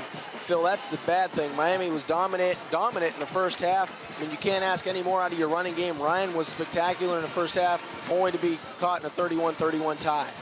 In fact, this is the first Big East game in history to go to the extra session. A couple of teams do have some overtime experience. Pittsburgh against Houston last year, and Syracuse against NC State earlier this season. But we're going to overtime, tied at 31. Can Clement pull a rabbit out of the hat? We'll find out next on Sports Channel Florida. They're doing the coin flip for overtime, and Boston College won it. Most likely, the team in overtime will elect to defer, get second. That way they know what to do. If Miami kicks a field goal, they know they can win it with a touchdown and put the pressure on the Hurricanes. Again, the way overtime works, unlike the NFL, they start at the 25. Treat it just like a regular series from that point. You can, in effect, pick up 2 first downs if need be. But basically, it's like extra innings. If the Canes do go first, Boston College would then get a chance to match or better whatever they do. Yeah, you get... Overtime, it's 2 periods. Possession, Miami. Possession, BC, unless we have a score by the defense. Good luck, gentlemen. Okay. No, I don't think we could have done any better. Nope. That's a good explanation. Each team gets a timeout, and you see Denny Fortney and Starks coming to the sidelines. Miami will have the ball first and try to put some points on the scoreboard. And they'll get it from the 25-yard line. Boston College won the coin toss. Boston College will go on defense first. Boston College will take it first, it sounds like. Yeah, Boston College will get the opportunity to be on defense first. Miami will go ahead and be on offense. That's a good situation. That's an important coin flip because you need to know what you need to match. If Miami goes ahead and kicks a field goal, then you know you can score a touchdown and win this game in overtime. So, or if you have to go for 7, if you make a touchdown, if you want to go for 2 and try to end it right there and then. So as the referee also said, though, if Boston College picks off or picks up a fumble by the Hurricanes, it could be over if they can return it all the way to the end zone. Defenses can score. You're right. Well, this is kind of exciting. I'm ready to go. I've never seen a playoff game, especially covering the University of Miami or in college football. Quick question before we jump into the drama. Do you like the way this overtime is set up, or would you rather see more of an NFL style? No, I kind of like this. You know, it brings excitement and it adds strategy as well. You know, you just don't go ahead and play another quarter and really, you know, milk the clock to get it in field goal range and move it to the middle of the field. You have to be aggressive and score and really go after it instead of just being a little bit more passive. The one thing I like about it is the fact it doesn't automatically give the team that wins the coin flip the full advantage. You're right. You get a chance to match. If I recall, first overtime game in history was at the Las Vegas Bowl a couple of years ago. Toledo against Nevada. And now the Canes step into the history book. Will it be with a W or an L? At the 25, it's first down and 10 for Ryan Clement. James on the sideline, Trent Jones in the backfield, Reggie Wayne the lone wideout. Faking the handoff, dumping it to Carlo Joseph in the flat at the 20, 15, 10. and he got the first down inside the 10, so it's 1st and goal, Miami. Boy, great patience by Ryan Clement. He was waiting for the corner route to come out on the outside to Reggie Wayne, and nobody picks up Carlo Joseph coming out of the backfield. It'll happen to the right side of your screen. After the play action, you see Carlo just slipping through.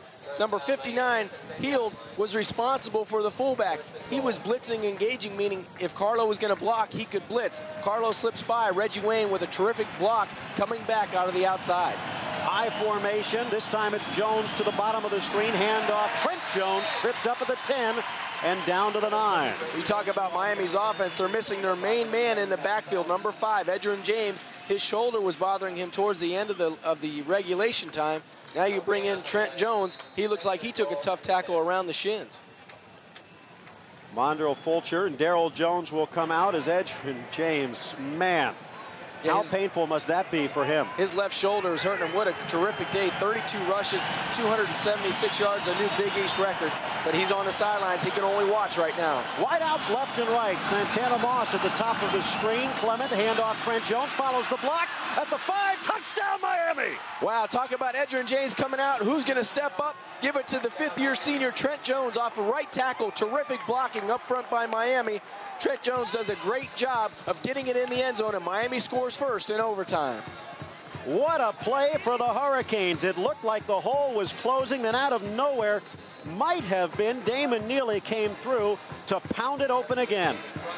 Yeah, it's going to be tough to answer coming back. If you're BC, you got to come back on the 25-yard line. Now, this is very important, getting the extra point. Because remember, if he misses it and BC makes it, it's over.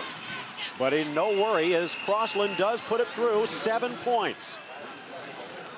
Let's take a look back at this hole. Yeah, let's take it at the point of attack. You see Freeman Brown, 78, doing a great job, and then 75 coming outside. A terrific block by the fullback also, number 40, Carlo Joseph, kicking it out. Damon Neely doing a good job up front as well, but Trent Jones popping it through the hole. He hit it with a lot of acceleration and a lot of speed. Take a look right here. Another look, great up front blocking by the Miami offensive line and fullbacks. Damon Neely coming around, pulling outside, and then it's all Trent Jones, number 6, in for 6 points. George White, the sophomore safety, the number 40 for Boston College, almost had a grip of Jones, but perhaps a little bit unlike James. The sleight of foot Trent Jones was able to cut back against the grain instead of trying to power over him, and it goes in for the touchdown. That's right. Miami needed to score 7 on their opening possession. Force BC to match them right now. They get the ball on the 25-yard line. Remember, BC might be able, if they can get the ball in the end zone, to go for 2 and win it. Yeah, they can win it, but they have to get in and score first, and all the pressure rests on number 7, Hasselbeck's shoulders. He's the senior leadership. He's the quarterback. He's got to pull the trigger and make it happen. BC right now electing to put the ball on the left hash to start their offensive series. Tom O'Brien, you can just hear the roll-aids begging at the moment. Hasselbeck, handoff, roll! Oh my, what a hole! The handoff straight up the middle to Omari Walker. Boy, he hit that with some acceleration. Take a look up front. Offensively, boy, that offensive line of BC just pushing the white shirts back. He just got tripped up coming into the secondary, but a great positive play on first down. And now Butch Davis looking anxiously out onto the field. Tight end is open. They'll hand it off to Walker again. He is slammed to the turf, but he did pick up the first before Jeffrey Taylor could hit him. I had the feeling we may be out here a little while. You know, these offenses really are coming out with rest. The defenses on both sides, really, especially Miami's been on the field quite a long time in the second half. So BC comes out, they move the football inside the 15 to the 13. They've got a 1st and 10. Dennis Harding split off towards the top of the screen. Mike Guazzo also on that side. Cloud in motion towards the bottom. Rolling. Has Guazzo. He dropped it. He dropped it before Dan Morgan could get there. Phil, that's got to be the toughest part of the field to catch the football, because the sun, you're looking right into the sun as a receiver, and the ball was put behind him. That could have been an easier catch. He might even score if he leads him outside, but Guazzo has to turn around to try to catch the football, and an incompletion by BC. 2nd down and 10. They can get a first down if they get to the Miami 3. Shotgun formation. Clouds in the backfield to the left of Hasselbeck. Open in the middle. Fakes it. Tucks it Touchdown. under at the 10, the 5. Knocked down. Saving a touchdown, Dan Morgan, but it's first and goal, BC. Boy, nice call. I was thinking in my head it'd be a good time for a quarterback draw because it looked like Miami was really vacating the middle of the field. I wish I would have said it because that's almost what it really ended up to be. He drops back. Great coverage by the secondary. Miami wanted to go to the tight end. He decides, hey, there's nobody there. Let me tuck it under my arm. I'll duck my shoulder to boot. Another 44. Dan Morgan on the tackle for the Canes, but not until they get to the Hurricane 1-yard line. Butch Davis probably wishes you would have told him before Yeah, the I play. know. Tight formation, double tights. Oh, they moved the right guard or right tackle. And Denny Fortney just slamming into the tight end, Scott Dragos. And he's perhaps a little lucky he didn't get a flag. Yeah, it looked like the right side of the line. You could just see him. They're down in the three-point stance. Although if you look at that, Fortney had already crossed the line of scrimmage. Unless perhaps it was just a fingertip on the ground. It was very slight. You could see it from up top from where we were. He just moved in his three-point stance just forward and then rocked back. The official was right on it. That's a good call. And Fortney, the experienced lineman that he is, you would not expect him to jump. Yeah, or make a dumb play by being too physical after the whistle blew. So it was first and goal from the 1. They'll move it back close to the 6. Crittenden, top of the screen along with Harding. Butch Davis screaming for a timeout. I formation behind Hasselback. Handoff. Cloud, 5 to the 3. Knocked to the turf. It'll be second and goal. I think Butch was talking about some type of illegal substitution, or they couldn't call some players that were on the field off the field. Something happened and he didn't agree with it. But Leonard Myers, you see there, number 22 in the ball game. He's a true freshman along with Dan Morgan, so they've got their freshmen in on defense along with Lewis, and you can go, the list goes on and on. Remember, a field goal does them no good. That's what it is. Butch is upset. They've got too many people breaking the huddle. It's an illegal substitution. Scott Dragos sprints off. Hasselback under center. Handoff. Walker dodges one tackle. Touchdown, BC. And it's down to the extra point as to whether we'll go to another frame. Yeah, it looks like they're bringing on the extra point team, so they will attempt an extra point. But great response by BC. They get the football on the 25. Hasselbeck, the key. Omari Walker sticks it in on the last play for a touchdown, but his big first down run of 11 yards, really another key play in the drive. Sophomore John Matich out of San Diego, California, lining it up for the extra point. If he makes it, we'll go to round 2. If he misses it, the Canes win. Down, up, good. Tied at 38. Everybody watching at home, get back and get a comfortable spot. I'm telling you, we may be here a while.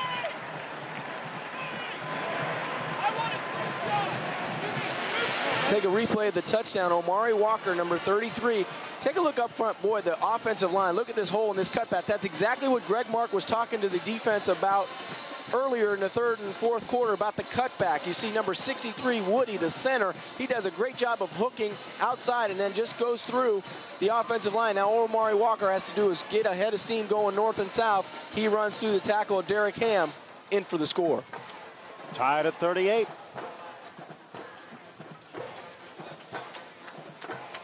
And now, all of a sudden, you take a look at what Omari Walker's been able to do. 165 yards for him on 23 carries, 19 carries, 160 yards for Mike Cloud. And the 1-2 punching attack of Boston College starting to pay off.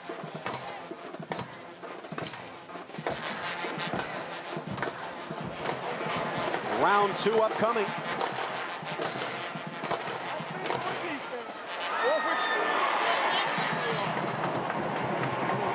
Bill Shane, John Congemi with you here at Boston College. The Eagles trying to improve their record.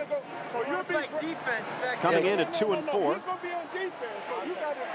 Yeah, Butch is upset about the illegal substitution. He's still trying, he's still in the ear of the official, the linesman, trying to tell him that that's illegal. You can't have 12 people break the huddle and then have one guy go out of bounds. Hasselback jogging off the field of play, trying to get the crowd back into this one. They'll swing around to the near side as the Canes get an option. it looks like BC's offense will come on the field first this time.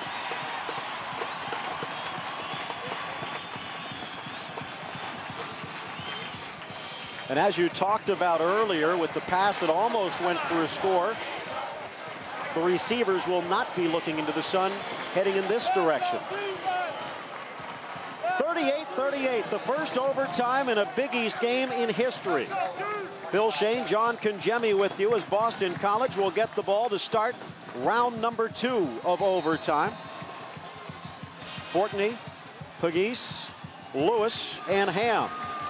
The 4 men lining up on the defensive line of the University of Miami. Handoff. Walker breaks through at the 20 to the 15 to the 10 to the 5. Touchdown, Boston College. Wow, BC makes it easy, and Miami just came back from one series. That defense may have been tired. They have to go back onto the football field, and on the first play, Omari Walker takes it 25 yards off right tackle. What a great job of strength and determination to get into the end zone. That puts BC up by 6. This in effect the second half of overtime, and Boston College looking like they're going to go for 2. I would look for that short side play with the tight end in the flat and the other tight end on the deep pylon. It was successful early. Doesn't look like that right now, though. They've got wide out, spread out. Starting from the 3, looking for 2. Top of the screen, Crittenden.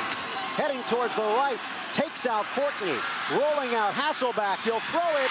Caught, but out of play. A beautiful catch by Dennis Harding, but Hasselback sent him sailing, and it's out of play.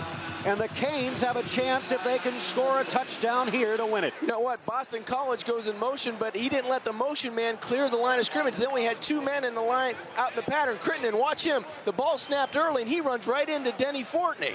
There's only 2 guys out in the pattern. Miami had 6 guys in coverage in the back against 2. BC has no opportunity to be successful out there. You see all the white jerseys in the end zone. Just a bad play by BC. A dream come true for Fortney as we take a look at the end of this play. Yeah, almost a great catch. It was a great catch, but he couldn't get 1 foot down. That's all you need in college football. He just ran out of real estate. Mentioned a great hit by Crittenden on Fortney, but really it was a bad play by Hasselback as Fortney had the chance to take a receiver out of play. That's right. He didn't let him clear the line of scrimmage. Now Ryan Clement, 25 yards away. A touchdown and an extra point would win it for Miami. Wideouts left and right. Single back, it's Trent Jones at the 33. Clement calling an audible. Man-to-man marking. A blitz from the far side. Clement underneath the Santana Moss at the 20. Spun out of bounds. The helmet comes flying, and it'll be a 2nd down and 5. Yeah, Santana Moss with a great catch, but that was a bad tackle, really more aggressive tackle than it needed to be. That could have easily been called for a 15-yard personal foul. You see Santana Moss doing a good job. A blitz adjustment to the outside. Ryan Clement throws a nice ball to the outside, but watch his tackle up around his headgear. Yeah, that could have been called for a penalty for sure. All he had to do was ride him out of bounds. Shalom Tolfree stepping up again from that defensive backfield, so 2nd down and a long 5. Watch the corner route on the outside here. Reggie Wayne one-on-one. Now they'll drop back. Handoff instead to Jones. Has a hole at the 20 to the 15. It's a 1st down and goal from the 8-yard line for Miami. Yeah, BC trying to step up their pressure. They went man-to-man on the outside. Miami, a good play call to the short side. Just get the 1st down. Now they've got a fresh set of downs. They can maybe push one into the end zone. The time does not play a role here today. In overtime, it's get the 1st down or get the score. And a field goal does nothing for Miami's hopes. But because of the missed 2-point conversion by Boston College, a chance for Ryan Clement to snag a victory out of this one anyway. He's got Santana Moss at the bottom. He's got 2 wide receivers outside, man-to-man. Take a look. Clement looking at Wayne. Now in the middle. Good coverage. Clement near side. He's pressured and he's brought down. Flipping it forward. Intended for the tight end, but they're going to say he's down anyway. Yeah, you can't do that. I mean, you cannot take a sack. You got to throw the football away. And on the other side of the football field, it looked like they had a pump and go. Reggie Wayne was wide open. I'm not sure if that was an improvisation by him or that was really the play call, but whatever happened, they're calling Ryan Clement down back at the 22-yard line. Ryan's looking left all the way. I think he just comes off of him a second too early, because right now he takes it into the end zone. That's exactly what happened. And then credit BC with great pressure and great downfield coverage. No one open. Mike Willits with the final pressure. It's second down. They need to get to the BC 3 for a first. Looking across the middle. It's Trent Jones, but he's wrapped up. No gain. BC standing strong on defense, and it's third and long. That pressure's been constant in the second half. It's either been Mike Willits or Chris Hoven. They're doing a good job getting to Ryan Clement and making him throw the football where he does not want to. He wants to push the football down the field. He's got to dump it off to Trent Jones underneath. And a nice tackle that time by number 59, Hill. 2-down territory because they need a touchdown. If they can get it here, that's great. Do you throw it underneath? Do you go for it all twice? Well, you just go through your reads right now. I would take a look at my big target, Bubba Franks, down the middle of the field. The snap under center. Clement looking near side. He has Jones. Touchdown! Yes! Touchdown! Touchdown, Miami! Great throw and a great pattern on the outside by the freshman, Daryl Jones. Just an inside corner route. He hasn't gone to him much, but that could be the biggest play of the game on the outside. A great throw and a great catch by Miami. Now, what about Tom O'Brien's election to go for 2? Boy, it's huge now, isn't it? A chance for Andy Crossland to win it with the extra point. It's tied at 44. Boston College, no, Miami will take the timeout. What a play by Daryl Jones. Oh, awesome inside corner route and a great delivery of the football by Ryan Clement. He stays in the pocket, and Daryl Jones had the patience to take it to the post, make the defense of BC bite on the post, and then Ryan throws a strike on the outside. Watch this. He has enough time. Credit the offensive line. He finally has time to step into a throw and throw a rope outside to Daryl Jones for the touchdown. Toll-free, he was caught on the near side trying to rip somebody's head off, Santana Moss, a couple plays before. Now he gets burned on the pass, but take a look. Nobody's within 5 yards of Ryan. He has plenty of time to step up and throw the football, resulting in a Canes touchdown. Give credit to Ryan Clement because he put that one into a location where the only person who could have caught it was Daryl Jones, and for a second it looked like it was too far towards the sideline, but a great catch by Jones, and he got his feet down. Yeah, and I really think it was to the advantage of going into the sun. If he'd had to run that pattern on the other side in that corner, that's a tough corner to catch the ball. We saw that on the last series when Guazo, the tight end for BC, dropped the football in the flat. So Ryan gets to throw it. He throws a strike. He gets an opportunity to make a play, and this time Miami does make the play. This was a game Miami was running away with in the first half. Boston College fought back valiantly here in half number 2. They get scores on both of their possessions in overtime, but they elect to go for 2 on their second point after attempt. The pass incomplete, and Miami with a chance to win it, but now Boston College will use their timeout. Well, it all starts with Denny Fortney right now. He's the biggest man right now. He needs to get a great snap, toss it back to Popovich, who's holding on the all the field goals and extra point attempts, and then it's up to Andy just to chip it through the goalpost. I don't know if he needs to really warm up on the sideline. This is something he does in his sleep, and it's the biggest play of the game, but he's just trying to keep his leg warm. All he has to do is just stroke it. It's almost like that 3-foot putt. You just want to take it back and let it go. And, you know, he's probably got some butterflies on the sidelines, but Miami stepped up when they needed to. That's something they haven't done all season long, is make the play when they had to. Remember, Miami, for only the 4th time in the history of the school's program, enters week 6 with a 1-4 record. Every single time they've done it before, they finished with 8 losses.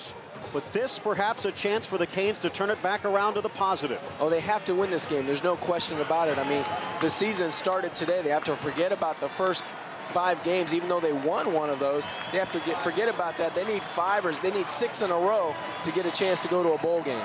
They'll place it at the 10, so a 20-yard extra point attempt decides victory or round number 3. Fortney snap, the place, the kick, It's good! The Hurricanes win! The Hurricanes win 45-44 Miami! Wow, in the first overtime game in University of Miami history, they do a great job of coming from behind. Ryan Clement to Daryl Jones, and now the extra point by Andy Crossland. That'll do it from Chestnut Hill.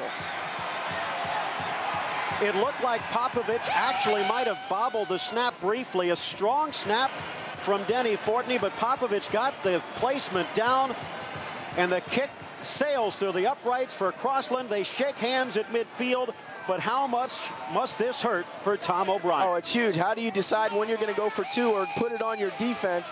Miami, really, he took the gamble saying Miami's not going to score.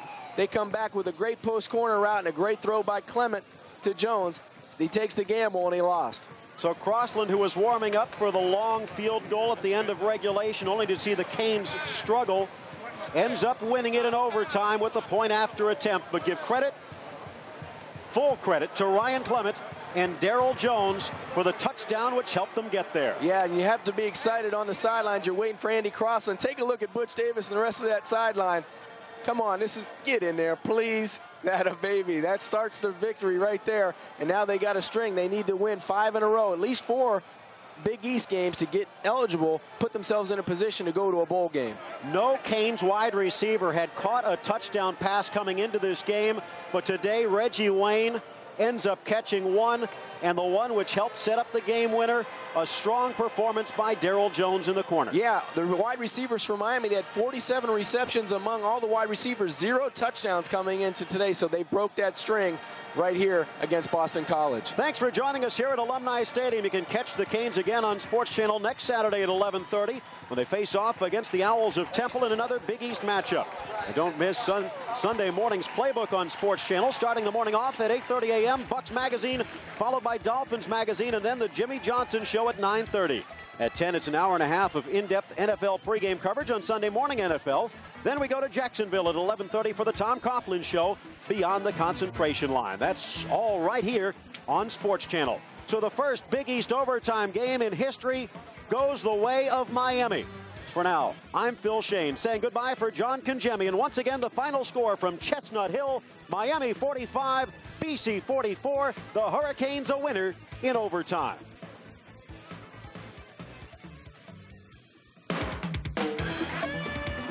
The University of Miami Hurricanes football is being brought to you in part by Office Depot, taking care of business for companies of every size, everywhere, every day. By your local Nissan retailers who remind you that life is a journey. Enjoy the ride. And by Heineken, true to the original recipe since 1886.